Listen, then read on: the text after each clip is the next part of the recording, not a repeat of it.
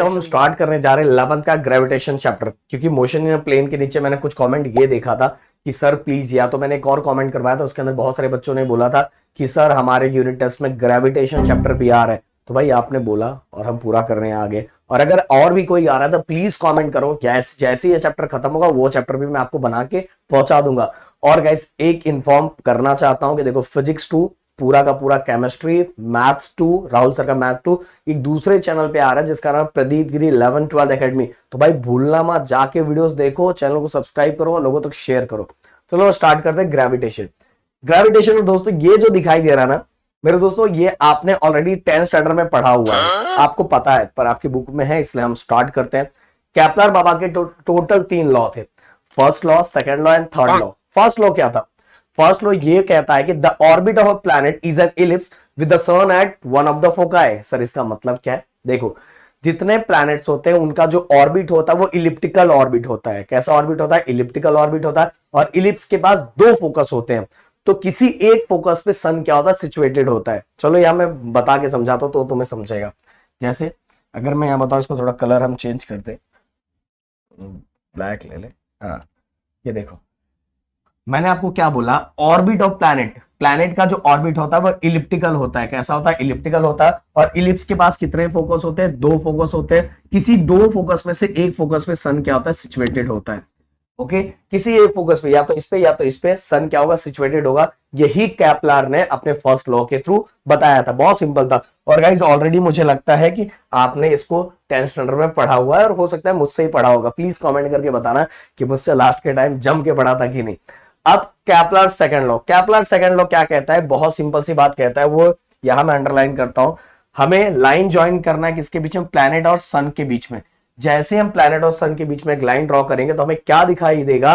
कि sweeps equal area in equal interval of time. कहने का मतलब क्या है? कहने का मतलब यह है कि अगर जस्ट एग्जांपल समझाने के लिए 1 घंटे में 2 किलोमीटर गया तो दूसरे घंटे में भी 2 किलोमीटर जाएगा, दूसरे घंटे में भी 2 किलोमीटर स्पेस क्या करेगा? ऑक्यूपाई करेगा, तीसरे घंटे में भी 2 किलोमीटर स्पेस ऑक्यूपाई करेगा। ऐसा हमें केपलर ने सेकंड लॉ के थ्रू बताया। जब भी हम अगर लाइन ड्रॉ करते हैं प्लैनेट और सन के बीच में, प्लैनेट और ये हमारा सन, इनके बीच में हम लाइन ड्रॉ करते हैं, तो अगर 1 घंटे के अंदर जितना स्पेस ऑक्यूपाइड करेगा दूसरे घंटे में भी उतना ही स्पेस ऑक्यूपाइड करेगा। ये केपलर ने अपने सेकंड लॉ के थ्रू बताया। तो sun sweeps equal area in equal interval of time, ये हमारा केपलर ने सेकंड लॉ के थ्रू बताया। तो बहुत सिंपल सा है, लाइन ज्वाइनिंग करना है कहां से? सन टू प्लैनेट। तो हमें पता चलेगा कि सन ने, मतलब कि जो अपना प्लैनेट है, प्लैनेट हर घंटे के अंदर, हर टाइम इंटरवल के अंदर सेम एरिया क्या कर रहा है? ऑक्यूपाई कर रहा है। और यही हमारा क्या है? Kepler second law. अब चलते गए इस केपलर थर्ड लॉ के। केपलर थर्ड लॉ में ना बहुत सारे बच्चों को बहुत ज्यादा डाउट है, पर मैं बहुत सिंपल तरीके से बच्चों को हमेशा एक्सप्लेन कर देता हूं कि भाई ऐसा करो, ऐसा करोगे तो तुम्हारे लिए बहुत ज्यादा सिंपल होगा। भैया जब हाँ ये देखो, ये अपना टाइम पीरियड, ये अपना टाइम पीरियड, ओके। ये हमारा मीन डिस्टेंस, किसकी बात हो रही है? प्लैनेट और सन की बात हो रही है। तो mean distance from a sun to planet, okay. और ये जो टाइम पीरियड है इसको हम करेंगे स्क्वायर, और ये जो मीन डिस्टेंस इसको करेंगे क्यूब, और ये दोनों के बीच का रिलेशन है डायरेक्टली प्रोपोर्शनल। बस इसको ही हमने एक बार अच्छे से रीड कर दिया ना तो हमारा केपलर थर्ड लॉ कंप्लीट हो गया। Square of period is directly proportional to cube of, ये क्या था? मीन डिस्टेंस था ना, मैंने आपको बताया था, cube of mean distance from planet to sun या सन टू प्लैनेट, ओके। तो ये हो गया हमारा केपलर थर्ड लॉ। अगर मैं इसको और एक्सप्लेन करना चाहूँ, वैसे तो हमने 10th स्टैंडर्ड में किया था। प्रोपोर्शनल के साइन को जैसे हम हटाएंगे तो 2 चीजें लगेगी, इक्वल और कांस्टेंट। इक्वल और कांस्टेंट लगा दिया। अब ये जो ये मल्टीप्लाई में इक्वल की साइड आके डिवाइड में हो जाएगा, और इक्वल टू के, और ये हो जाएगा हमारा Kepler's law, okay. K equal to square upon R cube. ये आपको दिमाग में फिट करके रखना है। और सिंपल सा मैंने बोला कि इसको बाहर कैसे करते हैं? Square of period is directly proportional to cube of mean distance of planet from the sun. फिर जैसे हम प्रोपोर्शनल के साइन को हटाएंगे तो 2 चीजें लगेगी, इक्वल और कांस्टेंट। तो इक्वल और कांस्टेंट हमने लगा दिया। और आर क्यूब को अगर मैं डिवाइड में लेके जाता तो T square upon R cube equal to K. तो हमारा केपलर के थर्ड लॉ की वैल्यू एक्सप्रेशन मैंने यहां डिराइव करके आपको दे दी। अब चलते गए अगला जो हमारा न्यूटन्स लॉ ऑफ ग्रेविटेशन। ये भी दोस्तों आपको आता है, ये भी मैंने पढ़ाया था 10th स्टैंडर्ड के अंदर, बट आपको है अभी तो हम एक बार देख लेंगे क्या है। देखो, ग्रेविटेशनल फोर्स या force, gravitational force is directly proportional to product of their masses and inversely proportional to square of distance between them। क्या है ये, यहां करके बताता हूं। दो हमने ऑब्जेक्ट लिया है, एक का मास m1 है, दूसरे का मास m2 है। ओके, दोनों के बीच के डिस्टेंस को मैंने कहीं कहीं बुक में d लिया रहता है, कहीं कहीं बुक में r लिया रहता है, तो डरना नहीं है। आप क्या बोल रहे हो उस पर फोकस करना है। अगर आपके बुक में d लिया तो d ले लो, आपके बुक में r लिया तो r ले लो, कोई टेंशन नहीं है। तो दोनों के बीच का डिस्टेंस, चलो मैं यहाँ मैं r ही लूंगा, मेरी मर्जी, r भी ले सकते हो। तो दोनों के बीच के डिस्टेंस को मैंने क्या ले लिया, r ले लिया। आप देखोगा इसमें क्या बोला है कि gravitational force is directly proportional to product of their masses. Directly proportional product of their masses मतलब कि जितना ज्यादा मास बढ़ेगा उतना ज्यादा फोर्स बढ़ेगा, जितना ज्यादा मास बढ़ेगा उतना ज्यादा क्या बढ़ेगा, फोर्स बढ़ेगा। जितना मास कम होगा उतना फोर्स क्या होगा, कम होगा। और gravitational force is inversely proportional to distance. कहने का मतलब क्या है कि अगर मान लो जस्ट एग्जांपल कि अगर ये हमारा ऑब्जेक्ट है, ये ऑब्जेक्ट है, मतलब ये समझ लो अर्थ है, ये मान लो हमारा अर्थ है, और ये अर्थ इससे दूर जा रहा है, मतलब ये एक इसके ऊपर ऑब्जेक्ट था, वो इससे दूर जा रहा है, मतलब क्या हो रहा है, डिस्टेंस बढ़ रहा है। डिस्टेंस क्या हो रहा है, इंक्रीज हो रहा है। और जब डिस्टेंस इंक्रीज होगा तो फोर्स क्या होगा, डिक्रीज हो जाएगा। डिस्टेंस बढ़ेगा, जब भी डिस्टेंस बढ़ेगा तो फोर्स हमारा क्या हो जाएगा,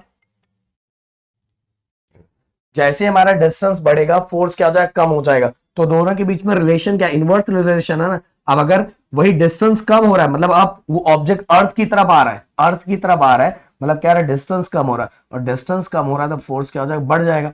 इसीलिए दोनों के बीच में ये रिलेशन जो है इनवर्स रिलेशन है। कैसा रिलेशन, इनवर्स रिलेशन। तो हमने दो ऑब्जेक्ट कंसिडर किया है, एक आप अर्थ को भी कंसिडर कर सकते हो, दूसरे ऑब्जेक्ट को कंसिडर कर सकते हो। तो पहले ऑब्जेक्ट का मास m1 है, दूसरे का मास m2 है, और दोनों के बीच का डिस्टेंस हमने r लिया। और आप d भी ले सकते हो, पहले बोल रहा हूं कुछ बुकों में d है कुछ में r है, तो आप ले सकते हो। तो भाई अब हम इसको कंप्लीट कर लेते हैं। Gravitational force is directly proportional to product of their masses. दोनों मास का प्रोडक्ट उसको डायरेक्टली प्रोपोर्शनल है। और इनवर्सली प्रोपोर्शनल क्या है, दोनों के बीच का डिस्टेंस बस उसको क्या करना है, स्क्वायर करना है। क्लियर। जैसे मैं प्रोपोर्शनल के साइन को हटाऊंगा तो यहाँ दो चीजें लगती, इक्वल और कांस्टेंट। यहाँ ग्रेविटी की बात कर रहे हैं तो हम लोग यूनिवर्सल ग्रेविटेशनल कांस्टेंट लेंगे, जिसको क्या बोला जाता है, universal gravitational constant. Okay, capital G, m1 m2 upon r²। Okay, but कभी कभी एग्जाम में हमें यूनिवर्सल ग्रेविटेशनल कांस्टेंट भी फाइंड करने के लिए बोला जाता है। तो बस क्या करो, ये हमारा यूनिवर्सल ग्रेविटेशनल कांस्टेंट है, इसकी वैल्यू हर जगह सेम रहती है, जो आप सभी को पता है। अच्छा तो नहीं, मैं नहीं बताऊंगा, 6.67 इंटू 10⁻11 बता ही दिया। चलो, तो प्लीज कमेंट में ये लिख देना, जिससे आपको बार बार चीजें याद होती जाएगी। तो ये वैल्यू क्या है, कांस्टेंट है। अब क्या होगा कि डिवाइड बाई इक्वल की साइड है तो मल्टीप्लाई। हमें मान लो यूनिवर्सल ग्रेविटेशनल कांस्टेंट फाइंड करना है, तो जी मैंने ऐसे ही रखा, एफ आर ऊपर गया, मल्टी डिवाइड में था, इक्वल की साइड है तो मल्टीप्लाई, और ये ऊपर है तो नीचे आ जाएगा m1 m2। इस तरह से हम ग्रेविटेशनल कांस्टेंट की भी वैल्यू क्या कर सकते हैं, फाइंड कर सकते हैं। अब गाइस अगर मुझे इसका यूनिट पूछा जाए, अगर मुझसे पूछा जाए कि बताओ दोस्तों इसका यूनिट क्या है, तो दोस्तों आप बता सकते हो यूनिवर्सल ग्रेविटेशनल कांस्टेंट की भी यूनिट। एफ मतलब क्या था, एफ का यूनिट क्या होता है, न्यूटन। आर हमारा मीन डिस्टेंस था ना, मतलब डिस्टेंस था ना, तो ये हो गया मीटर स्क्वायर। देयर इज क्या, m1 m2 ये क्या था, मास था ना, दोनों ऑब्जेक्ट का मास था, तो kg²। भाई ये हो गया हमारा यूनिवर्सल ग्रेविटेशनल कांस्टेंट का यूनिट। अब मैं इसको ऐसा भी लिख सकता हूं, ये अगर ऊपर चला गया तो बस ये क्या हो जाएगा, क्लियर। और ये तो ऐसा यूनिट है, ये क्या ऐसा यूनिट है। और अगर मुझे इसका सीजीएस यूनिट लिखना है तो न्यूटन का हो जाएगा डाइन, मीटर का हो जाएगा सेंटीमीटर, और केजी का क्या हो जाएगा, प्लीज कमेंट करके मुझे बताना। और सीजीएस यूनिट कमेंट में लिखना, लिख के मुझे बता देना, मैं आप वेट करूंगा। ओके, अब गाइस एक चीज और मैं आपको एक दिखा देना चाहता हूं, ये देखो, ये आपको नोट चाहिए तो प्लीज कमेंट करना। हाँ, यहाँ टाइपिंग में ऐसा रहता है, आप यार 2 नीचे मत समझना, 2 नीचे बिल्कुल मत समझना, क्योंकि आप सभी को बताना चाहूंगा कि 2 अगर नीचे 2 नीचे इसलिए लिखा हुआ कि टाइपिंग में ऐसा हो जाता है बहुत बार, इसलिए तो आप समझ सकते हैं एम स्क्वायर है, वो क्या है, एम स्क्वायर है। और वैसे तो मैंने आपको बता ही दिया कि कैसे फाइंड करते हैं। अगर नोट चाहिए तो प्लीज कमेंट करना। अब चलते हैं आगे, अगला एक्सेलरेशन ड्यू टू ग्रेविटी। देखो बहुत बार बच्चे ना दोस्तों इसको लेके कंफ्यूज होते हैं दो चीजों को, ये कैपिटल जी आई गोल गोल घूम रहा है गोल गोल घूमना नहीं चाहिए भाई, आपको गोल गोल घुमाना है। एक ये कैपिटल जी जो है हमारा यूनिवर्सल ग्रेविटेशनल कांस्टेंट, जिसकी वैल्यू हर जगह क्या होती है, सेम होती है। बट मेरे दोस्त ये है हमारा acceleration due to gravity. Acceleration due to gravity, इसकी वैल्यू हर जगह सेम नहीं होती। इसके बारे में भी हमने 10th स्टैंडर्ड में डिस्कस किया था। हमें 3 चीजें दी थी, ओके, ऊपर, डेप्थ में, सरफेस पे। याद होगा आप लोगों को, याद है कि नहीं याद है, प्लीज कमेंट करना। तो भाई इसकी वैल्यू चेंज होती है, इसकी वैल्यू तो कांस्टेंट होती है, मैंने आप सभी को बताया। तो ये हमारा टॉपिक है एक्सेलरेशन ड्यू टू ग्रेविटी। सबसे पहले एक्सेलरेशन ड्यू टू ग्रेविटी होता क्या है, देखो ये ऑब्जेक्ट है, नहीं उसके पहले आपके पास जो बाइक होगा वो कब एक्सेलरेट होगा, जब हम उसके अंदर पेट्रोल डालेंगे ओके, और उसको एक्सेलरेशन देंगे तो एक्सेलरेट होगा। तो एक्सेलरेट ड्यू टू पेट्रोल। और यहां ये इसको मैंने छोड़ा, ये नीचे क्यों जा रहा है, क्यों जा रहा है, ये क्यों नीचे गया है, एक्सेलरेशन इसके अंदर क्यों है, बिकॉज ऑफ ग्रेविटी। तो इसीलिए इस एक्सेलरेशन को हम क्या बोलते हैं, एक्सेलरेशन ड्यू टू ग्रेविटी। समझ में, ये भी एक्सेलरेशन होता है, okay, straight acceleration, linear acceleration, but ये एक्सेलरेशन क्यों है, बिकॉज ऑफ ग्रेविटी। क्लियर। तो अगर एग्जाम में हमें इसको फाइंड करने के लिए आया तो कैसे फाइंड करेंगे, देखो बहुत सिंपल तरीका बताता हूं। देखो डेरिवेशन सिंपल सा है, F equal to mass into acceleration होता है। बट हम यहाँ ग्रेविटी की बात कर रहे हैं तो यहाँ ये वाला एक्सेलरेशन हो जाएगा, एक्सेलरेशन ड्यू टू ग्रेविटी। ये हो गया हमारा इक्वेशन नंबर 1। दूसरा F इक्वल टू दूसरा वाला अभी हमने पढ़ा ग्रेविटेशनल फोर्स का फॉर्मूला, जिसमें हम क्या थे, M, एक हमने मास ऑफ द अर्थ ले लेते हैं और एक मास ऑफ द ऑब्जेक्ट ले लेते हैं, और नीचे डिस्टेंस, इसको हम लोग ले लेते हैं r²। ओके, ये हो गया हमारा इक्वेशन नंबर 2। अब फर्स्ट इक्वेशन ये देखो, ये दोनों फोर्स है, अगर ये दोनों सेम है तो ये दोनों की वैल्यू भी क्या हो जाएगी, सेम हो जाएगी। तो from first and second mg equal to, अगर दोनों इस साइड के सेम है तो दोनों ये भी सेम है, अगर ये दोनों सेम है तो ये दोनों की वैल्यू भी सेम हो जाएगी, तो हम दोनों को इक्वल लिख सकते हैं। तो g m अपॉन r²। तो दोनों साइड से mm क्या हो गया, कैंसल, mm क्या हो गया, कैंसल, और क्या आ गया, g equal to gm upon r²। Okay, अब गाइस मान लो अगर कोई object on the surface of earth है, on the surface of earth है, तो उस पे एक्सेलरेशन कितना होगा। वैसे तो देखो g की वैल्यू कांस्टेंट है, मास ऑफ द अर्थ कांस्टेंट है, और वो डिस्टेंस जो हमारा रेड, अगर हम मतलब अगर अर्थ पे ही कोई ऑब्जेक्ट है, अर्थ पे कोई ऑब्जेक्ट है तो रेडियस ऑफ द अर्थ भी सबको पता है। अगर हम सबको मतलब डिवाइड करेंगे तो हमें इसकी वैल्यू निकल जाती है। और जी की वैल्यू प्लीज कमेंट करना, जी की वैल्यू कमेंट करना, मैं देखना चाहूंगा कि जी की वैल्यू कितने लोग को पता है, प्लीज कमेंट करना। तो ये जी की वैल्यू, तो गाइस अगर on the surface of earth है तो उसके लिए कैसे हो जाएगा फॉर्मूला, देखो मान लो ये हमारा एक ऑब्जेक्ट है, नहीं मैं इसको ऐसा लिखता हूं पहले, ये हमारा अर्थ है। अब एक ऑब्जेक्ट यहां पड़ा हुआ है, समझ लो सर्टन हाइट पे, तो मैं ये जो स्मॉल आर है, स्मॉल आर से हमें ये पता चल रहा है कि ऑब्जेक्ट अर्थ के सरफेस पे नहीं है, थोड़ा ऊपर चला गया है, इसीलिए ये यहां से यहां तक हाइट h दिया हुआ है गाइस, क्या दिया, हाइट यहां, और ये हमारा यहां से यहां तक रेडियस ऑफ द अर्थ। और ये दोनों को हम डायरेक्ट ही स्मॉल आर भी लिख सकते हैं, समझ में क्या लिख सकते हैं, small R, radius of the earth और height of the object from the earth surface, ये डिनोट किया जाता है स्मॉल h से। तो हम डायरेक्ट इस स्मॉल r के जगह पे हम ऐसा भी लिख सकते हैं, g equal to gm upon r, मतलब radius of the earth plus height of the object from the surface of earth. तो ऐसा भी लिख सकते हो। जब कोई भी ऑब्जेक्ट सर्टन हाइट पे हो, एक सर्टन हाइट पे हो, तो वहां एक्सेलरेशन फाइंड करना है, तो ये फॉर्मूला आप निकाल सकते हो। बट मान लो कोई ऑब्जेक्ट दोस्तों सर्टन हाइट पे न रह के अर्थ पे ही है, कहा है, अर्थ के ऊपर ही पड़ा हुआ है, इधर ही पड़ा हुआ है, तो सिंपल सी बात है, हाइट क्या हो जाएगा, 0 हो जाएगा। तो इसका हाइट 0 हो गया तो क्या बचा बस वहां, जीएम अपॉन कैपिटल R²। तो ऑन द सरफेस ऑफ अर्थ, बस स्मॉल आर की जगह क्या आ जाएगा, कैपिटल आर आ जाएगा और फॉर्मूला आ जाएगा G equal to G upon R square. तो भाई तीनों चीजें आज हमने देख ली, कैपलार्स लॉ देखा, देन इसके बाद हमने यूनिवर्सल ग्रेविटेशनल कांस्टेंट देखा, और इसके बाद हमने guys acceleration due to gravity देखी। सो गाइस इस वीडियो के अंदर आज हम फाइंड करने वाले एक्सेलरेशन डिफरेंट पोजीशन पे। आज जो हम फाइंड करने वाले वो है कि एक्सेलरेशन, कोई भी एक ऐसा ऑब्जेक्ट है वो अर्थ को छोड़ के अगर एक सर्टेन हाइट पे जाता है, एक एल्टीट्यूड पे जाता है, तो उसके अंदर एक्सेलरेशन ड्यू टू ग्रेविटी कितनी होगी, उससे जुड़ा हुआ एक्सप्रेशन। एंड दूसरा जो गाइस हम फाइंड करेंगे कि कोई भी ऑब्जेक्ट है वो अर्थ के डेप्थ में जा रहा है, मतलब अर्थ के अंदर जा रहा है, तो उसके अंदर कितना एक्सेलरेशन ड्यू टू ग्रेविटी होगा, उससे जुड़ा हुआ एक्सप्रेशन। तो दो एक्सप्रेशन फाइंड करेंगे। वैसे थर्ड भी है जो है लैटिट्यूड का, वो हम नेक्स्ट लेक्चर में देखने वाले हैं, तो उसके बारे में मैं उस टाइम बताऊंगा। तो गाइस चलो स्टार्ट करते हैं। सबसे पहले अगर यहां आप देखते हो तो इसके अंदर क्या दिया हुआ है पहले समझ लेते हैं। एक हमें अर्थ है ये हमारा, हम कंसीडर करेंगे let M be the mass of the earth, R be the radius of the earth. ये सब लिख सकते हो अब लाइन से, क्योंकि आपको इस तरह सिस्टमैटिक वे में डेरिवेशन लिखना है। R be the radius of the earth, then इसके बाद small M be the mass of the object जो ऊपर गया है। ओके समझ में आए। फिर ये जो यहां से यहां तक है ये H, H be the height of the object from the earth surface, मतलब अर्थ के सरफेस से उस ऑब्जेक्ट का हाइट कितना है उसको हमने क्या लिया, एच लिया हुआ है। क्लियर।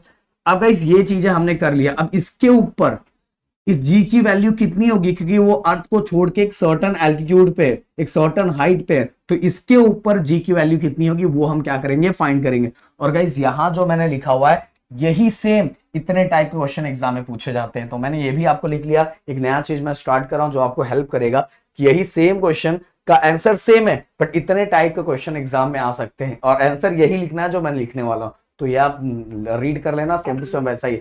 एल्टीट्यूड आ गया ना, एल्टीट्यूड आ गया, हाइट आ गया, तो आपको समझ जाना कि बस यही वाला डेरिवेशन अपने को सॉल्व करना है। अब एक चीज और बता देना चाहता हूं गाइस कि कभी कभार ऐसा भी लिखा जाता है, या तो डायरेक्ट ही हम ये एच और यहां तक डायरेक्ट हम स्मॉल आर भी लिख सकते हैं। कहने का मतलब क्या है, ये रेडियस ऑफ द अर्थ और साथ में हाइट, मतलब अगर मैं यहां भी लूं तो यहां से यहां तक रेडियस तो हर जगह सेम होगा, तो R plus H equal to direct small R भी लिखा जाता है। Radius of the earth, height of the object from the earth surface, दोनों को मिला के डायरेक्ट हम स्मॉल आर भी लिख सकते हैं। मतलब स्मॉल आर किसके लिए लिखते हैं, कोई ऑब्जेक्ट अगर सर्टन हाइट पे है तो उसके लिए उसका डिस्टेंस टोटल हम लोग क्या ले लेते हैं, आर। उस स्मॉल आर के अंदर क्या क्या होता है, radius of the earth and height of the object from the earth surface. तो क्लियर हो गया, ये आएगा तो आपको इसको समझ में आना चाहिए। अब तो चलो स्टार्ट करते हैं डेरिवेशन।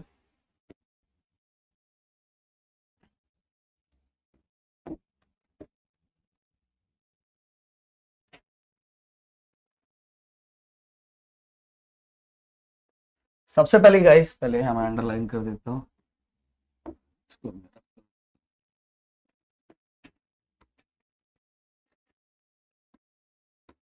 ओके, सबसे पहले हम on the surface of earth acceleration due to gravity find करेंगे। तो मैं यहां लिखता हूं, थोड़ा और मार्कर को मोटा कर लूं मैं। ऑन द सरफेस ऑफ अर्थ, उस पे एक्सेलरेशन ड्यू टू ग्रेविटी कितना होगा, सबसे पहले ये फाइंड करेंगे। तो हम फाइंड करते हैं। तो गाइस देखो, ये वाला फॉर्मूला आप सभी को पता है, फोर्स इक्वल टू क्या होता है, मास इनटू एक्सेलरेशन। बट यहाँ क्या होगा, एक्सेलरेशन ड्यू टू ग्रेविटी।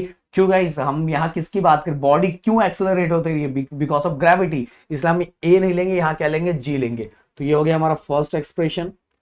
दूसरा, ये भी ग्रेविटेशनल फोर्स अपने को पता है, ये हमने फाइंड किया है, आप सभी को पता होगा मेरे दोस्तों। ऑन द सरफेस ऑफ अर्थ निकाल रहे हैं, clear, on the surface of अर्थ निकाल रहे हैं। अब ये देख, तो दोस्तों ये भी फोर्स है, ये भी फोर्स है। अगर ये दोनों सेम है तो दूसरे साइड की भी दोनों वैल्यू क्या हो जाएगी, सेम हो जाएगी। तो हम यहां लिखेंगे फ्रॉम फर्स्ट एंड सेकंड। यहां एक और अंडरलाइन में डाल देता हूं जिससे, ओके।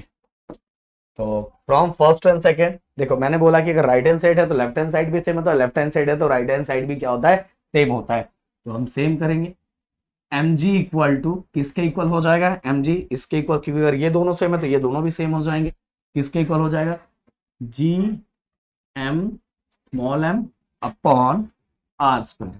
देखो गाइस इसके अंदर आपको सब पता है, स्मॉल एम मतलब mass of the object, G मतलब acceleration due to gravity, capital G मतलब universal gravitational constant, capital M mass of the earth, और आर मतलब रेडियस ऑफ द अर्थ, क्योंकि अभी जो ऑब्जेक्ट है वो अर्थ के सरफेस पे ही, इसलिए हमने ये वाला आर यहां लिया हुआ है। तो दोनों साइड से एम एम क्या हो गया, कैंसल, और यहां जी की वैल्यू क्या आ गई, G equal to G M upon R square. ये हमें कहां का मिल गया, on the surface of earth का एक्सेलरेशन ड्यू टू ग्रेविटी मिल गया। तो इसको दे देते हम, यहां मैं ये चीजें चेंज कर देता हूं जिसे समझेगा। ये हमारा हो गया पहला बहुत इंपॉर्टेंट चीज। तो ये जी हमने फाइंड कर लिया। अब फाइंड करेंगे value of G for above the earth. Okay, above the earth, earth के ऊपर। तो कैसे, आप देखो ध्यान से क्या कर रहे हैं सर। सबसे पहले सेम वैसा ही गाइस, अब मैं डायरेक्ट ये लिखता हूं, मैं कंपैरिजन करके नहीं दिखाता हूं, डायरेक्ट यहां लिखूंगा मैं एम जी, बट यहां जी अब ये है क्या है, सर्टन हाइट पे है, इसलिए हम यहाँ एच लिखेंगे। तो जी एम एम, और यहां गाइस अब मैं क्या ले लूंगा पता है, यहां मैं ले लूंगा आर प्लस एच। क्यों आर प्लस एच लिया है, आप सभी को पता है कि ये ऑब्जेक्ट जो है दोस्तों, अब ये सर्टन हाइट पे है, सर्टन हाइट पे, तो हाइट का एच और रेडियस का आर, तो दोनों को मिला के क्या हो जाता है, एच प्लस आर। तो इसलिए मैंने सर्टन हाइट पे ऑब्जेक्ट है, तो इसको क्या लिया, आर प्लस एच लिया है। अब दोनों साइड से दोस्तों एम क्या हो जाएगा, कैंसिल हो जाएगा। यहाँ क्या बचेगा, G of H G M upon R plus H. Okay, ये हो गया हमारा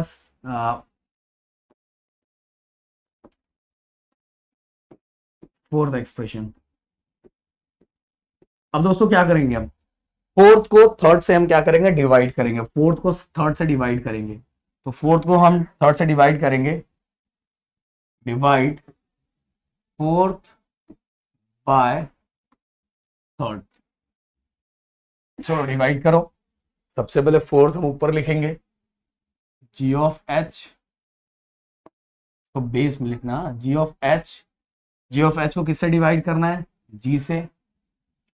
अब जी ऑफ एच की वैल्यू क्या है दोस्तों, देखो प्यार से, क्या है, G M upon R plus H, और जी की वैल्यू क्या है, जी एम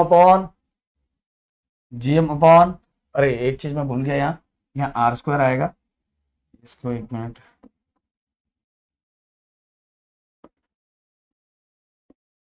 हाँ, तो ये आ जाएगा हमारा ये आर स्क्वायर, और फिर इसके बाद G M upon R square. अब गाइस हम क्या करेंगे, ये जी एम क्या हो गया, कैंसिल हो गया। यहाँ क्या बचा, जी ऑफ एच अपॉन जी, ध्यान देना एकदम अच्छे से, अब ये ऊपर चला जाएगा और ये नीचे आ जाएगा, आर प्लस एच का होल स्क्वायर। अब दोनों होल स्क्वायर है, इसलिए गाइस ये कैसे हो जाएगा, दोनों को हम एक साथ ले सकते हैं। ये देखो, ये देखो, ये जो डिवाइड में था, ये देखो, ये आर स्क्वायर डिवाइड में था, ये ऊपर चला गया, और ये आर प्लस एच नीचे आ गया। तो इसकी ये क्या बन गया, ये बन गया हमारा R upon R plus H का whole square, R upon R plus H का होल स्क्वायर। मतलब अब देखो, ये भी स्क्वायर है, ये भी स्क्वायर है, इसलिए मैंने सबको क्या ले लिया, होल स्क्वायर ले लिया। सो गाइस अब आगे हमारा ये acceleration due to gravity at a certain height, direct ये डिवाइड में इक्वल के इस साइड लेके जाओ, मल्टीप्लाई हो जाएगा, और ये हो जाएगा R upon R plus H का होल स्क्वायर, क्योंकि हमने एक साथ ले लिया ना। तो गाइस ये हो गया, इसमें देखो मैं फिर से बता रहा हूँ, इसके अंदर कुछ भी ऐसा, कुछ इतना बड़ा कुछ भी हमने बहुत बड़ा काम नहीं किया। अगर मैं इसको आप लोगों को एक बार दिखाना चाहूँ, आजा भाई छोटा हो जा, ये देखो, कुछ भी बड़ा काम नहीं किया। हमने क्या किया, सबसे पहले हमने दोनों फोर्सेस का जो फॉर्मूला था वो दोनों लिखा, दोनों को कंपैरिजन किया, जी मिल गया। फिर इसके बाद इसी को हमने कंपैरिजन किया जी ऑफ एच से, बस इसे यहाँ आर की जगह पे क्या आ जाएगा, आर प्लस एच, क्योंकि सर्टन हाइट पे हाइट भी ऐड हो जाता है रेडियस के साथ, तो हमने आर प्लस एच लिख दिया। फिर दोनों वैल्यू मिलके दोनों को क्या कर दिया, डिवाइड कर दिया, बस हमें मिल गया acceleration due to gravity at a certain height. तो चीजें समझ में आ गई होगी। अब बढ़ते हैं हम नेक्स्ट की तरफ, variation in acceleration due to gravity with depth. अब ऐसा कोई ऑब्जेक्ट है वो नीचे जा रहा है, अब अंदर जा रहा है, कहां जा रहा है, अंदर जा रहा है, तो उसके बारे में थोड़ा मैं आपको बता देना चाहता हूं। ये हमारा अर्थ है। अब ऑब्जेक्ट यहां था पर वो धीरे धीरे धीरे धीरे धीरे धीरे यहां पहुंच गया, मतलब अर्थ के अंदर जा रहा है। अर्थ के अंदर जा रहा है मतलब वो इस पॉइंट पे पहुंच गया, इस पॉइंट पे। तो इसके ऊपर इस time acceleration due to gravity कितना होगा वो मुझे क्या करना है, फाइंड करना है। तो यहां से ऑब्जेक्ट ने टोटल डिस्टेंस कितना कवर किया, डी कवर किया। कितना डिस्टेंस कवर किया, डी कवर किया है। तो अब इसका, इस ऑब्जेक्ट का रेडियस कितना होगा, इस ऑब्जेक्ट का रेडियस कितना होगा, ये हमें कैसे पता चलेगा। तो सिंपल सी बात है, ये पूरा अर्थ का रेडियस है, ये पूरा अर्थ का रेडियस है। इस पूरे अर्थ के रेडियस में से अगर जितना उसने डिस्टेंस कवर किया है, पूरे अर्थ के रेडियस में से जितना उसने डिस्टेंस कवर किया, अगर मैं उसको माइनस करूंगा तो मुझे पता चल जाएगा कि अब अर्थ से कितना रेडियस है, इसका अर्थ से कितना डिस्टेंस बचा हुआ है, मतलब आर माइनस डी। क्लियर। एक बार और ध्यान से सुनो सर क्या बता रहे, क्योंकि अब यहां रेडियस की वैल्यू क्या लिखनी है, डिस्टेंस की वैल्यू क्या लिखनी है। मतलब ये हमारा अर्थ है, अब ऑब्जेक्ट जा रहा है, नीचे जा रहा है, नीचे जा रहा है, नीचे जा रहा है, यहां पहुंच गया। ओके, अब इस जगह पे पहुंच गया। अब इस जगह पे पहुंच गया तो उसने टोटल यहां से यहां तक का टोटल डिस्टेंस कितना कवर किया, डी। क्लियर। तो सेंटर से लेके अभी इस ऑब्जेक्ट का, इस ऑब्जेक्ट के लिए कितना रेडियस बचा हुआ है, कितना डिस्टेंस बचा हुआ है, तो आप कैसे फाइंड करोगे। पूरे अर्थ का रेडियस आर होता है। इस आर में से, पूरे आर में से अगर ये डी को मैं माइनस करूंगा, इस डी को निकाल दूंगा, इस डी को निकाल दूंगा। ओके, इस डी को अगर मैं निकाल देता हूं तो ये बच जाएगा ना। तो कहने का मतलब निकाल देता हूं मतलब क्या है, निकाल देता हूं मतलब कि आर में से, पूरे आर में से इस डी को अगर मैं माइनस कर दूंगा तो मुझे ये वाला मिल जाएगा कि अभी इस ऑब्जेक्ट का इस सेंटर से डिस्टेंस कितना बचा हुआ, मतलब रेडियस कितना है वो मुझे पता चल जाएगा। तो भाई यही है डेप्थ के लिए, और यही मेन चीज समझना, बाकी कुछ नहीं है। देखो हम स्टार्ट करते हैं। सबसे पहला गाइस सेम वही चीजें, आपको जी की वैल्यू पता होगी, on the surface of earth GM upon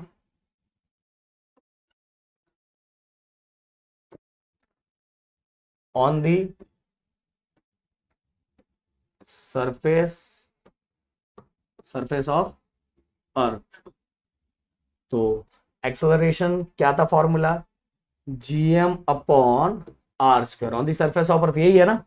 अब गाइस इस m की वैल्यू हम फाइंड करेंगे, m की वैल्यू फाइंड करेंगे। उस कैसे फाइंड करेंगे, हम सभी को पता है कि वी नो दैट, क्या पता है हमें, ये पता है डेंसिटी इज इक्वल टू क्या होता है, mass upon volume. Density is equal to क्या होता है, मास अपॉन वॉल्यूम होता है ना। तो इसको इसके साथ मल्टीप्लाई करूंगा तो मुझे मिल जाएगा रो इंटू वी, तो मास मिल गया, और रो ये हमारा ये जो डेंसिटी है, डेंस, और वी मतलब वॉल्यूम है। वॉल्यूम ऑफ स्फीयर का फॉर्मूला क्या होता है, 4/3 पाई आर क्यूब। तो ये हमारा m निकल गया। m कैसे निकला, हमने क्या किया, डेंसिटी का फॉर्मूला यूज किया, मास अपॉन वॉल्यूम। वॉल्यूम को जब हमने डेंसिटी के साथ मल्टीप्लाई किया तो हमें मिल गया मास, और वॉल्यूम ऑफ स्फीयर का फॉर्मूला क्या रहता है, 4/3 into pi into R cube. ये हो गया हमारा फर्स्ट, और ये हो गया हमारा सेकंड। अब हम क्या करेंगे दोस्तों, ये सेकंड को इस फर्स्ट के जगह पे पुट करेंगे। तो चलो स्टार्ट करते हैं, पुट करना स्टार्ट करते हैं। तो एक मिनट थोड़ा मैं नीचे ले लूंगा ना। हाँ ये देखो, हम क्या करेंगे, इसको इसकी जगह पे पुट करेंगे। तो चलो पुट करो, G equal to G into M की वैल्यू कितनी है, ये देखो अब आ गई, rho into 4/3 into pi into R cube, लिख दिया। और अपॉन में यह क्या है, आर स्क्वायर। तो भाई देखो अब क्या हो जाएगा, ये यहां से और यहां से कैंसल, तो यहाँ 2 था और यहाँ ये 2 आर स्क्वायर था, यहाँ आर क्यूब था, तो 2 आर स्क्वायर इसमें से कैंसिल हो जाएगा, बस कितना बचेगा, G equal to capital G into rho into 4/3 into pi into R. कितना बचेगा, आर, क्योंकि दो तो कैंसिल हो गया, बस एक ही बचेगा ना। तो ये जी की वैल्यू मिल गई, और ये हो गया हमारा equation number third. Equation number third हो गया। अब गाइस ध्यान दो एकदम अच्छे से, हमने ऑन दी सरफेस ऑफ अर्थ निकाल लिया, ऑन दी सरफेस ऑफ हमने फाइंड कर लिया, बट अब हमें क्या फाइंड करना है, यहां से असली चीजें चालू होगी। अब हम फाइंड करेंगे डेप्थ में, डेप्थ के अंदर एक्सेलरेशन ड्यू टू ग्रेविटी कितनी होगी, okay, in depth, in depth, depth के अंदर। तो देखो कैसे, सेम वही वाला फॉर्मूला के लिए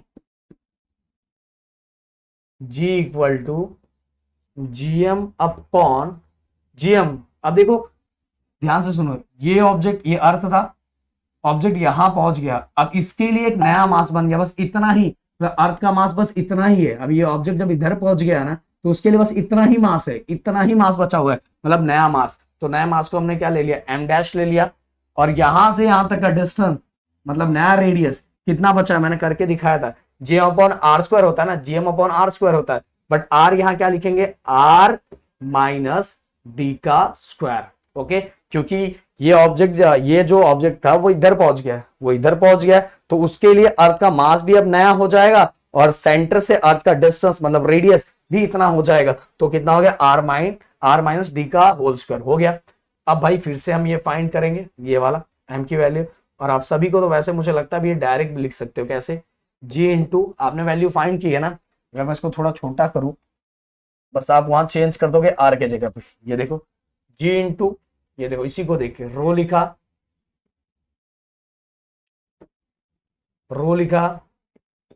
4/3 लिखा, पाई लिखा, ये देखो बस r के जगह पे हम क्या लिखेंगे, r माइनस डी का क्यूब, r माइनस डी का क्यूब। अब हम लिखेंगे डिवाइड, ओके, यहां फिर से आर स्क्वायर है, तो हम यहां क्या लिखेंगे, r माइनस डी का स्क्वायर, क्लियर।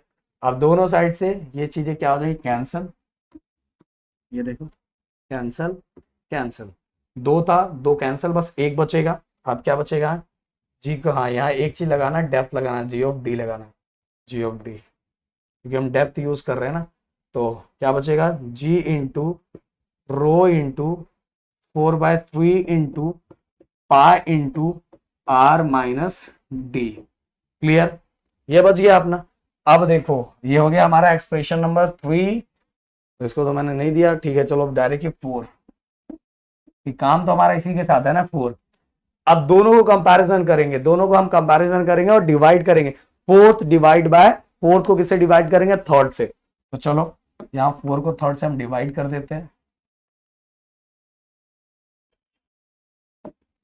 इसके अंदर बस हमने एक्सेलरेशन का फॉर्मूला लिखा है, और एक्सेलरेशन के पहले फॉर्मूले में एम मास की वैल्यू पुट की है, दूसरे भी एक्सेलरेशन का फॉर्मूला लिखा, पर नया मास है इसलिए हमने एम डैश लिखा हुआ है, और नया डिस्टेंस इसलिए आर माइनस डी लिखा हुआ है। दोनों की वैल्यू मिलते ही दोनों को हम क्या करेंगे, डिवाइड करेंगे। तो डिवाइड करेंगे, कैसे डिवाइड करेंगे,